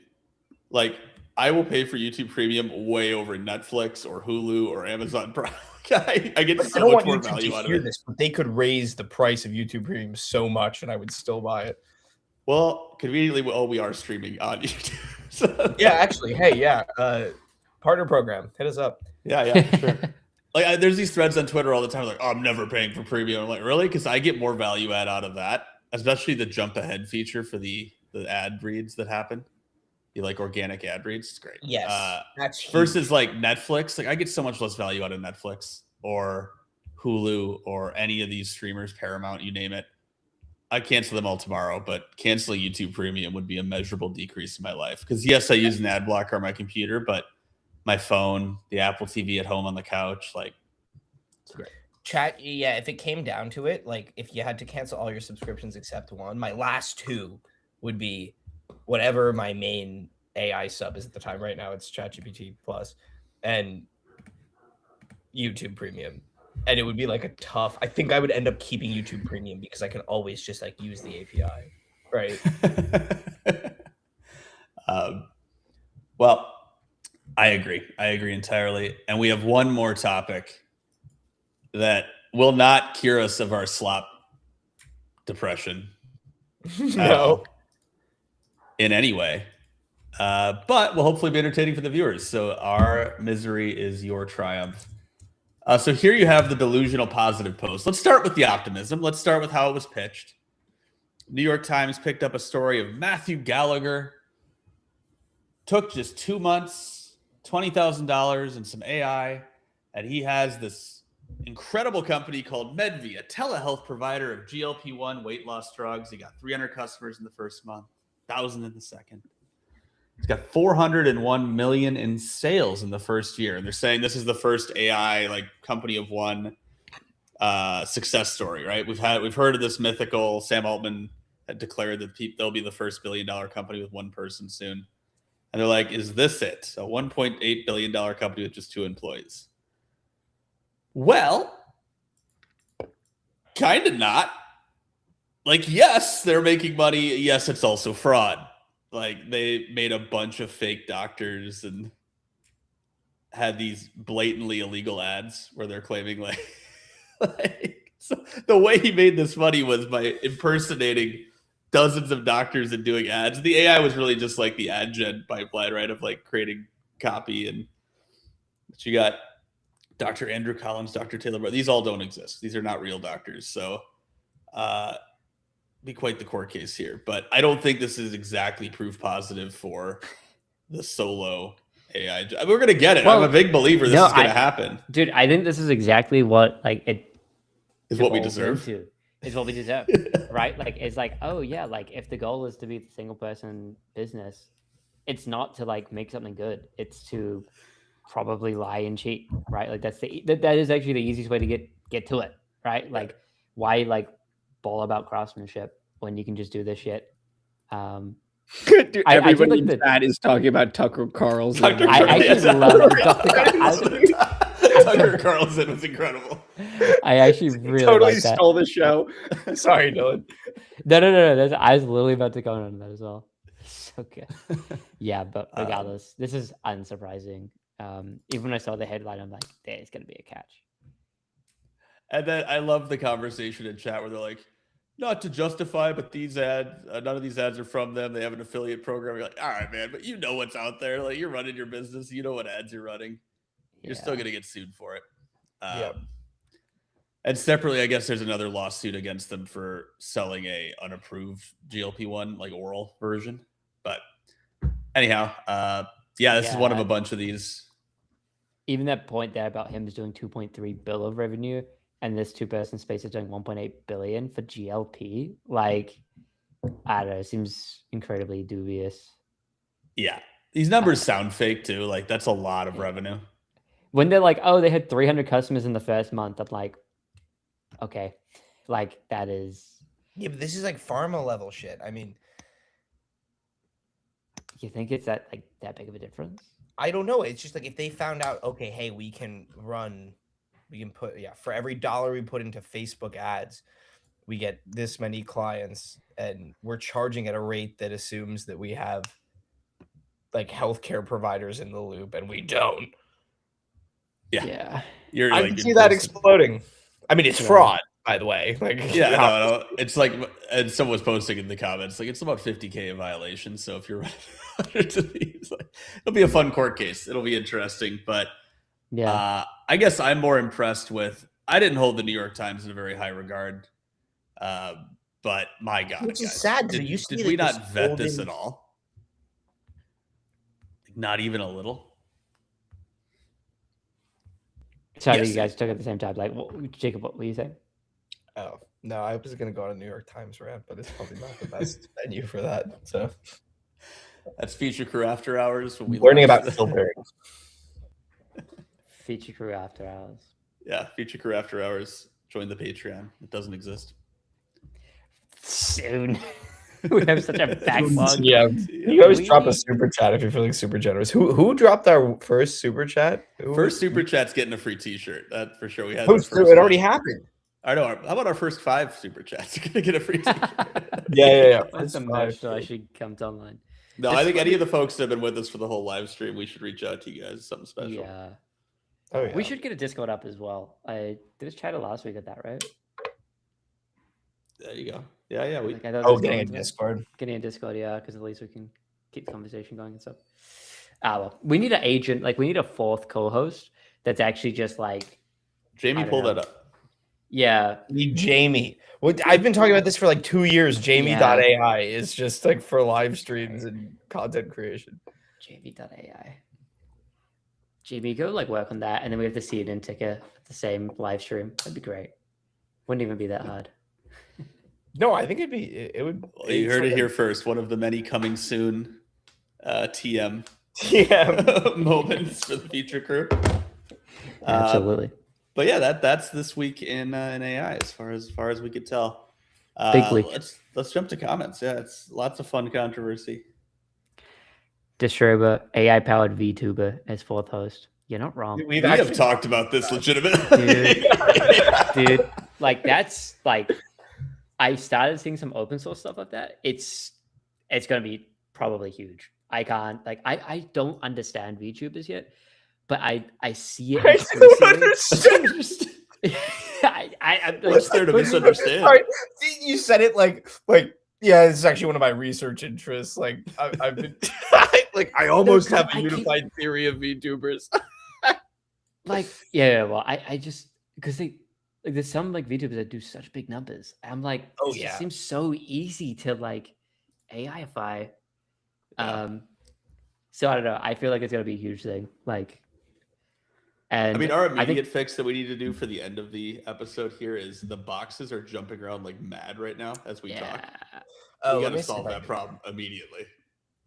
I'm getting Yeah. a seizure looking at the stream. I was like that. Yeah, nice. Thank you. There you go. Perfect. Okay. Oh, also yeah. something's broken in Riverside, by the way. Our apologies if there have been any streaming issues. That our platform's a little broken here. Yeah, but I do think that like, AI is going to be like a multifaceted. So they're like, biggest harm, biggest like benefit. I think like a lot of people, having a constant companion would be like insane, right? Like I just can tell it's gonna be huge. I just don't know how you get around, like not get around, but I just don't know how you do this like compliantly, safely. And my worry is like that's just gonna go all out the window, right? People are gonna be like, "Yep, we nailed it." All right, You guys, have your here's how little- we get our $1 million run rate. We start an AI. We start a wedding chapel with holographic displays so you can marry your AI companion and have them represented in physical space. That probably exists in Japan. I would almost bet money that exists in Japan. Our So senior we won't be Japanese correspondent. Just lean hard into it. Yeah. Yeah. No, I agree with you. The AI companions in general are going to be completely massive. Like you already see it, especially when ChatGPT, which I find OpenAI's studies on their user base more interesting than Anthropic's, because Anthropic's is so work heavy that like they're like, oh, people are asking a lot of productivity questions, and they're like yeah, that tracks because this is used at work, right? You I pivoted. think it also like Anthropic is just for like rich people in America, right? So Yeah, of course yeah, their main totally, use of it is totally. how do I arbitrage work so I can make more money? Which to your point, ChatGPT is used by the 12-year-old who is just learning how to like, text like Where is the 12? all of India. Yeah. Yeah, it's true. Like, I mean, wasn't that a big thing when they were releasing GPT-5 was like to get down cogs and stuff like that? Well, this was GP chat, and they had a new subscription. Yep. ChatGPT Yeah. Go. Well, But, this like, was the whole like irrational like screeching on Twitter around the ad model. We were like, yeah, there was no way they get to 1 billion users, which is what they want, with paid plans. This wasn't going to happen. There was never a world where they didn't go ad model. They had to go with the ad model. But that's the thing, like people can't like if you can't afford like $10 US or $20 US a month, like that's actually quite a lot of money for like 70% of the world, you know, Right. like that's like non-trivial.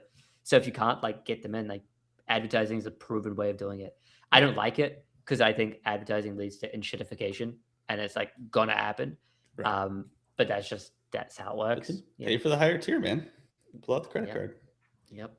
But yeah, it made sense to me, and that's why I like their studies, because they cover a wider swath of humanity and what they're doing.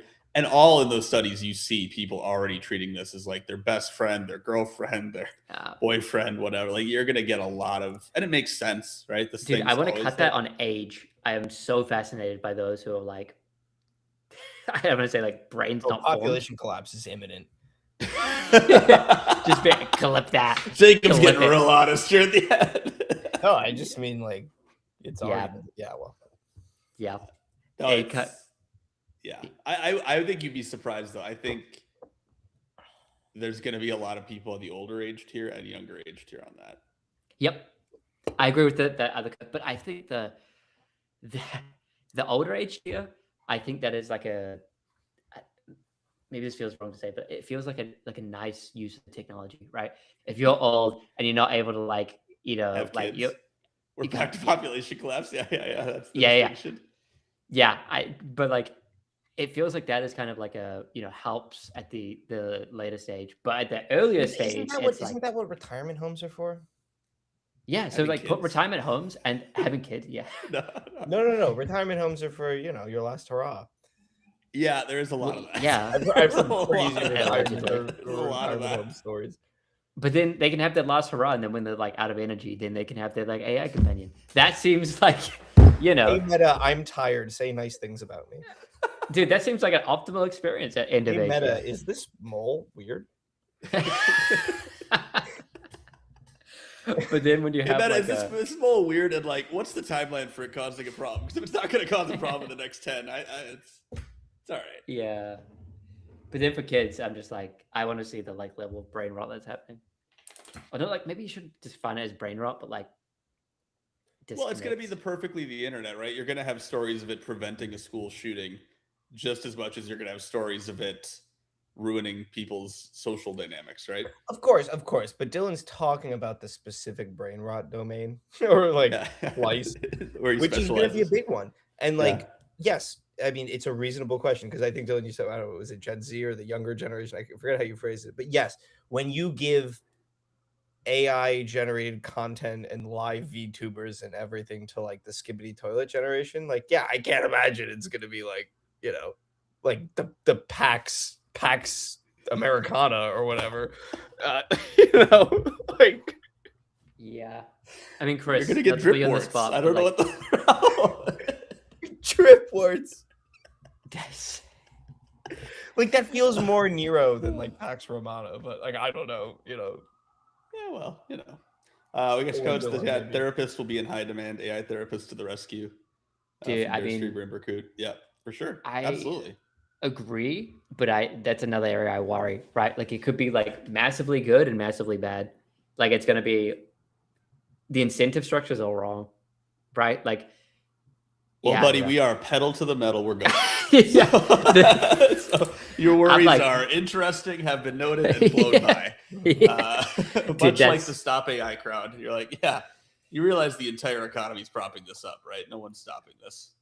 Much like EU AI Act. That's also just like they were the last holdout, and I think that deregulating them, like it's so over. Like Well, I mean, we won't. This isn't an economics podcast, but it's like the only economic bright spot right now. So we kind of need it. We kind of need it, yeah. And I say that as someone whose company stock is not an economic bright spot right now. Great time to buy. Yeah, I don't know how we. No economic advice. I should say that. Sorry, Jacob. No, just Microsoft up, please. Microsoft up, please. It's the next episode title. Yeah, that's my runway right there. So let's keep that pumping, please. Anyways, well, I think your startup technically owns this channel, right? So we just gotta pump the channel. No. They're separate LLCs. Okay. Yeah. Well, when we get better hygiene, but it's still not perfect. Anyways. when we get acquired for low 100 millions TPBN, we'll Jacob keeps it all, I think. yeah, we just get Currently is the absolutely structure of that. yeah. Nah, Yep. I wouldn't do that. Yeah. No. But yeah, any parting thoughts here in the chat? Boxes moving is like the Brady Bunch. Yeah, it definitely had a Brady Bunch. What do you guys think is going to happen to all of us? And where are we going over the next few weeks? Maybe it feels like we're at a time of. Chris and I talk about this a lot off stream. That there's like, it feels like everything happens in waves, and there are these times of like high frequency and these times of lower frequency, and it really feels like we're just kind of in it, right. Just like last couple days, we're like kind of entering a higher frequency period, which tends to last for a couple weeks. Yep, I agree with this. I think whatever Mythos or Spud comes out will be telling. I think I need to see that. Like right now, there's like Claude code was just like a coincidence, like the leak and stuff like that. I think it's like charging people, but it feels like the last 2 months, things are happening, but things are also not happening.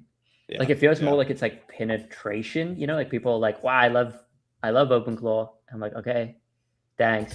Like it's more like people are now realizing that it can do stuff, not that things are getting better. Do you know what I mean? And I feel like you're right that like we're hearing leaks for the labs, but I don't know if that's like the control the press sort of narrative. Right. It's so hard to know. When GPT-5 came out, there was like the whole like it's bioweapon time, like we're all dying. And I'm like, that didn't happen, right? So I'm like, when they're like, yeah, we found so many 0 days, I'm like, did you really? So we'll see. Who knows? So I want to see. They're saying they found all these 0 days, and yet they're still compromised by an Axios Trojan horse. So I mean, to be fair, like that is like I've seen a lot of comments about like the Claude code, like code quality being like slop code. So I could understand why someone didn't realize to like I don't know, like add get ignore for like. Well, it makes sense that the people you're paying $100 million a year or whatever, the AI, you're not putting them on the Claude code interface, right? You're just like, you need to go solve world models over there. And like, yeah, we're just gonna vibe some shit for Claude code. But I think the problem more is that the people with 100 million are like doing this shit and they don't know how to code, right? The people who have actually like jumping around, going up and being at these values are probably the ones who are like vibe coding the most, right? The actual. I don't know. I think you got some true geniuses up there. Like I think the people actually getting paid 100 million, you have some real geniuses. Yeah. Not so much the like Manus acquisition people or all that. That's slop. Those people don't know anything. But like when you're talking about the top of the line researchers, I think those guys do a lot of stuff. I think there are some. I would love for that to be true. I think now you could argue percentages, right? Like there's going to be some that are just really good at selling the vision, but for the labs, so per the Chinese AI question, like for the labs to be as far ahead as they are, there has to be novel invention happening in them. And so, and your bet would be that those people are causing some meaningful percentage of the novel invention. Well, there's a couple of things. There's novel invention, and then there's what I think is really important, which is how to take like a handful of promising like experiments and then like turn them actually into like something that works at scale and then like improves. Like there is definitely some value to be given to like the brainiac researcher who like either comes up with or downloads or whatever some breakthrough, but like to me it's like the Karpathy who's like the real G. Like he can he can assist with these sort of breakthrough things, but really his strength, it seems, is like turning a breakthrough into a pipeline that works at scale. And, yep. And it scales well. Yep. Yeah. Well, what was the name of the guy that Google poached from OpenAI, and like overnight they got better? Like it's just like that was a crazy acquisition. Was it Gnome or no? It'll come to me. But surprised the lawsuit didn't follow that. Yeah. And in chat, the Noble Rot saying, "I'm feeling the AGI." Yeah, I mean that's I think because I'm probably the skeptic of the bunch. That's why I'm seeing this stuff. I'm like, I'm a little bit hesitant, but that's what it feels like. I mean, wasn't even in Meta's director of alignment. Oh yeah, but I don't model that director of alignment being any good. Like that didn't seem like a legendary. Who am I thinking of? It's like Noah. The Meta person that was like she gave control to OpenClaw and it like nuked her email. And like when she was like prompting it, she was like, "Stop, please stop, don't do that." And then she's like, "Please don't." Please. And then she like went to like unplug her Mac Mini. I was like, Noam Shazir was the guy that Google paid $2.7 billion to bring back from OpenAI. yeah. Wasn't that wait, was that not the character AI guy? Yeah. Started his own company when the startup character AI began to flounder. Old employers with then. Yep. Starjacker in chat, talking about kind of having conflicting facts, like a friend who never argues with you, and then humanity might be brain fucked if we can't keep using this current AI tech. Buddy, I mean, I don't disagree.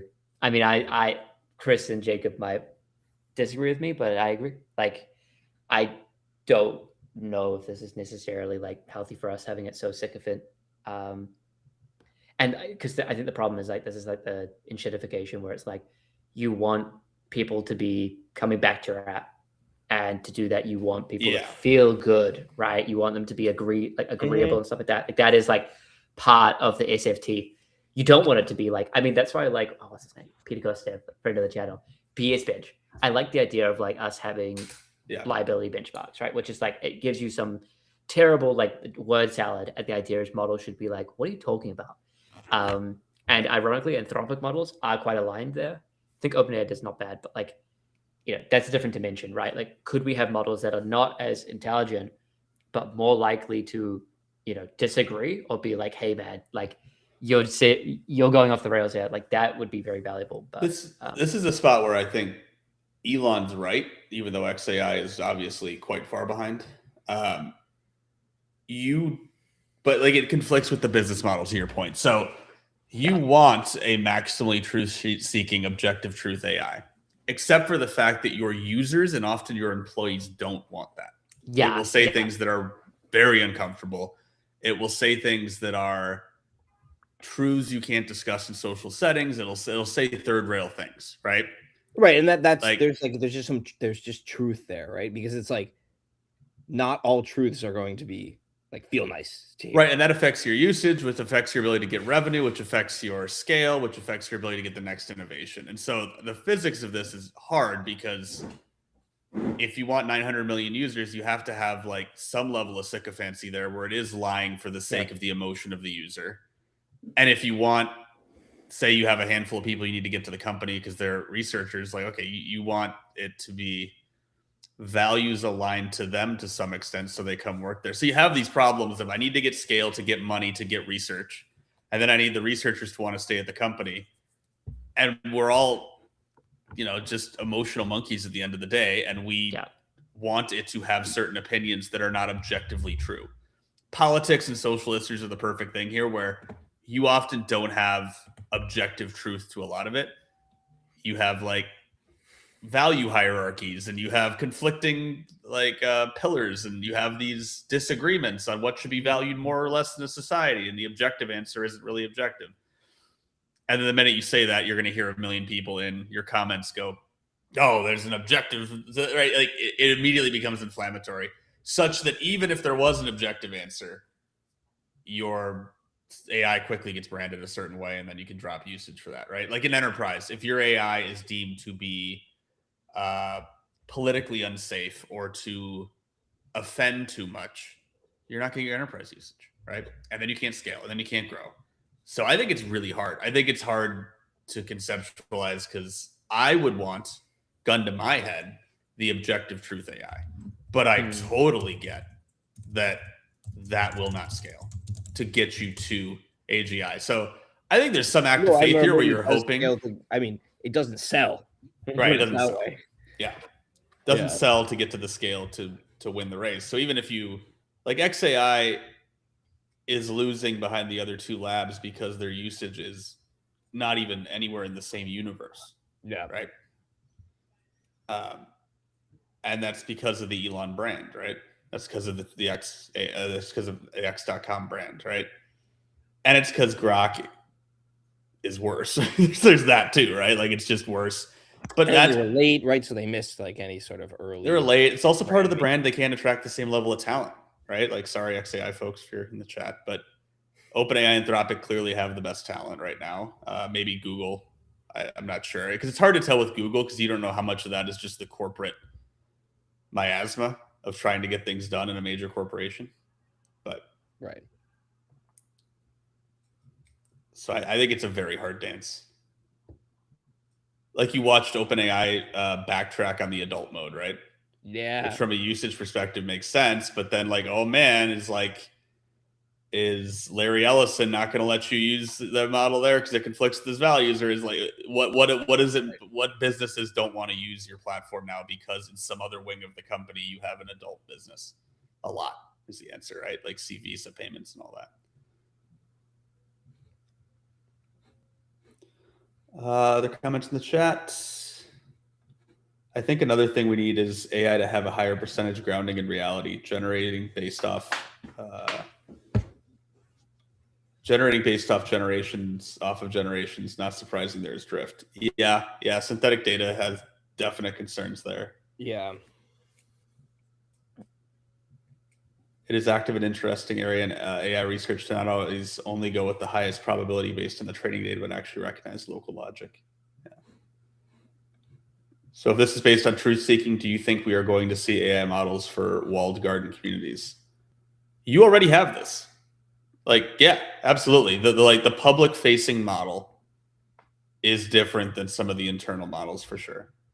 Like there's different safety thresholds. There's different I don't know, Dylan, help me out. What's the term here for like nicety or like political correctness, but not really? Like, what's the term for like you're trying to be generally non-offensive to the audience? Ooh. I have a couple offensive ones. Yeah. Yeah. But yes, you do have models that are just like you have models in government where if you're in the lockdown government sector, like you can have models that are going to tell you how to make anthrax, or that are going to tell you how to do a drone strike, or that are going to tell you operational things that you will never see in a consumer model. You're also going to have those. And you would hope that the scientific models are that way, but I don't know if they are. Yeah, that's why it's a little bit encouraging that you see these like OpenAI for science offshoots coming, where it's like they're giving researchers access to like a special model, whatever that means. Like, right. It is really important to me that like our frontier researchers in other fields get access to the best AI. Yeah. Like it's reasonable that ChatGPT won't tell you how to make a nuclear bomb, but presumably if you're at the DOE working on advanced fusion, you want ground-based truth answers to your questions about how you're doing it. Yep. But well, cool guys. I know Dylan. Normally this is the cutoff point, and I gotta take the mood lighting on. He's ready to go. He's ready. I just don't have any. I need a ring light. Like I didn't put on any. I mean, I could try and. Well, it took us shopping list for 2027.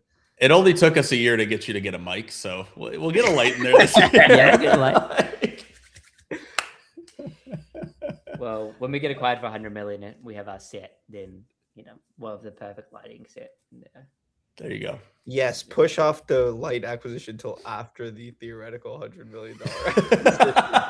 Smart, good business strategy. Bear in mind, Dylan's paid the most of everybody on this channel. Yeah. That's awesome. All right. Well, thank you folks for hanging with us. It's a wonderful chat thread. Thank you all very much. And to our repeated folks, you make this channel exist. So thank you so much for continuing to come back and chat with us. We love seeing you every week. We'll be back next week with more AI drama. Sorry we didn't do any building this week. Hopefully we'll have some new models to burn some tokens with you all again soon. Yeah, it'll be more exciting with the new models anyway. Yeah. So look out for that in the next week or two when we get our secret model drops. Exciting. Heard it here first. All right. Yeah, have a great Thanks, weekend, folks. See ya. Thanks for joining, everyone.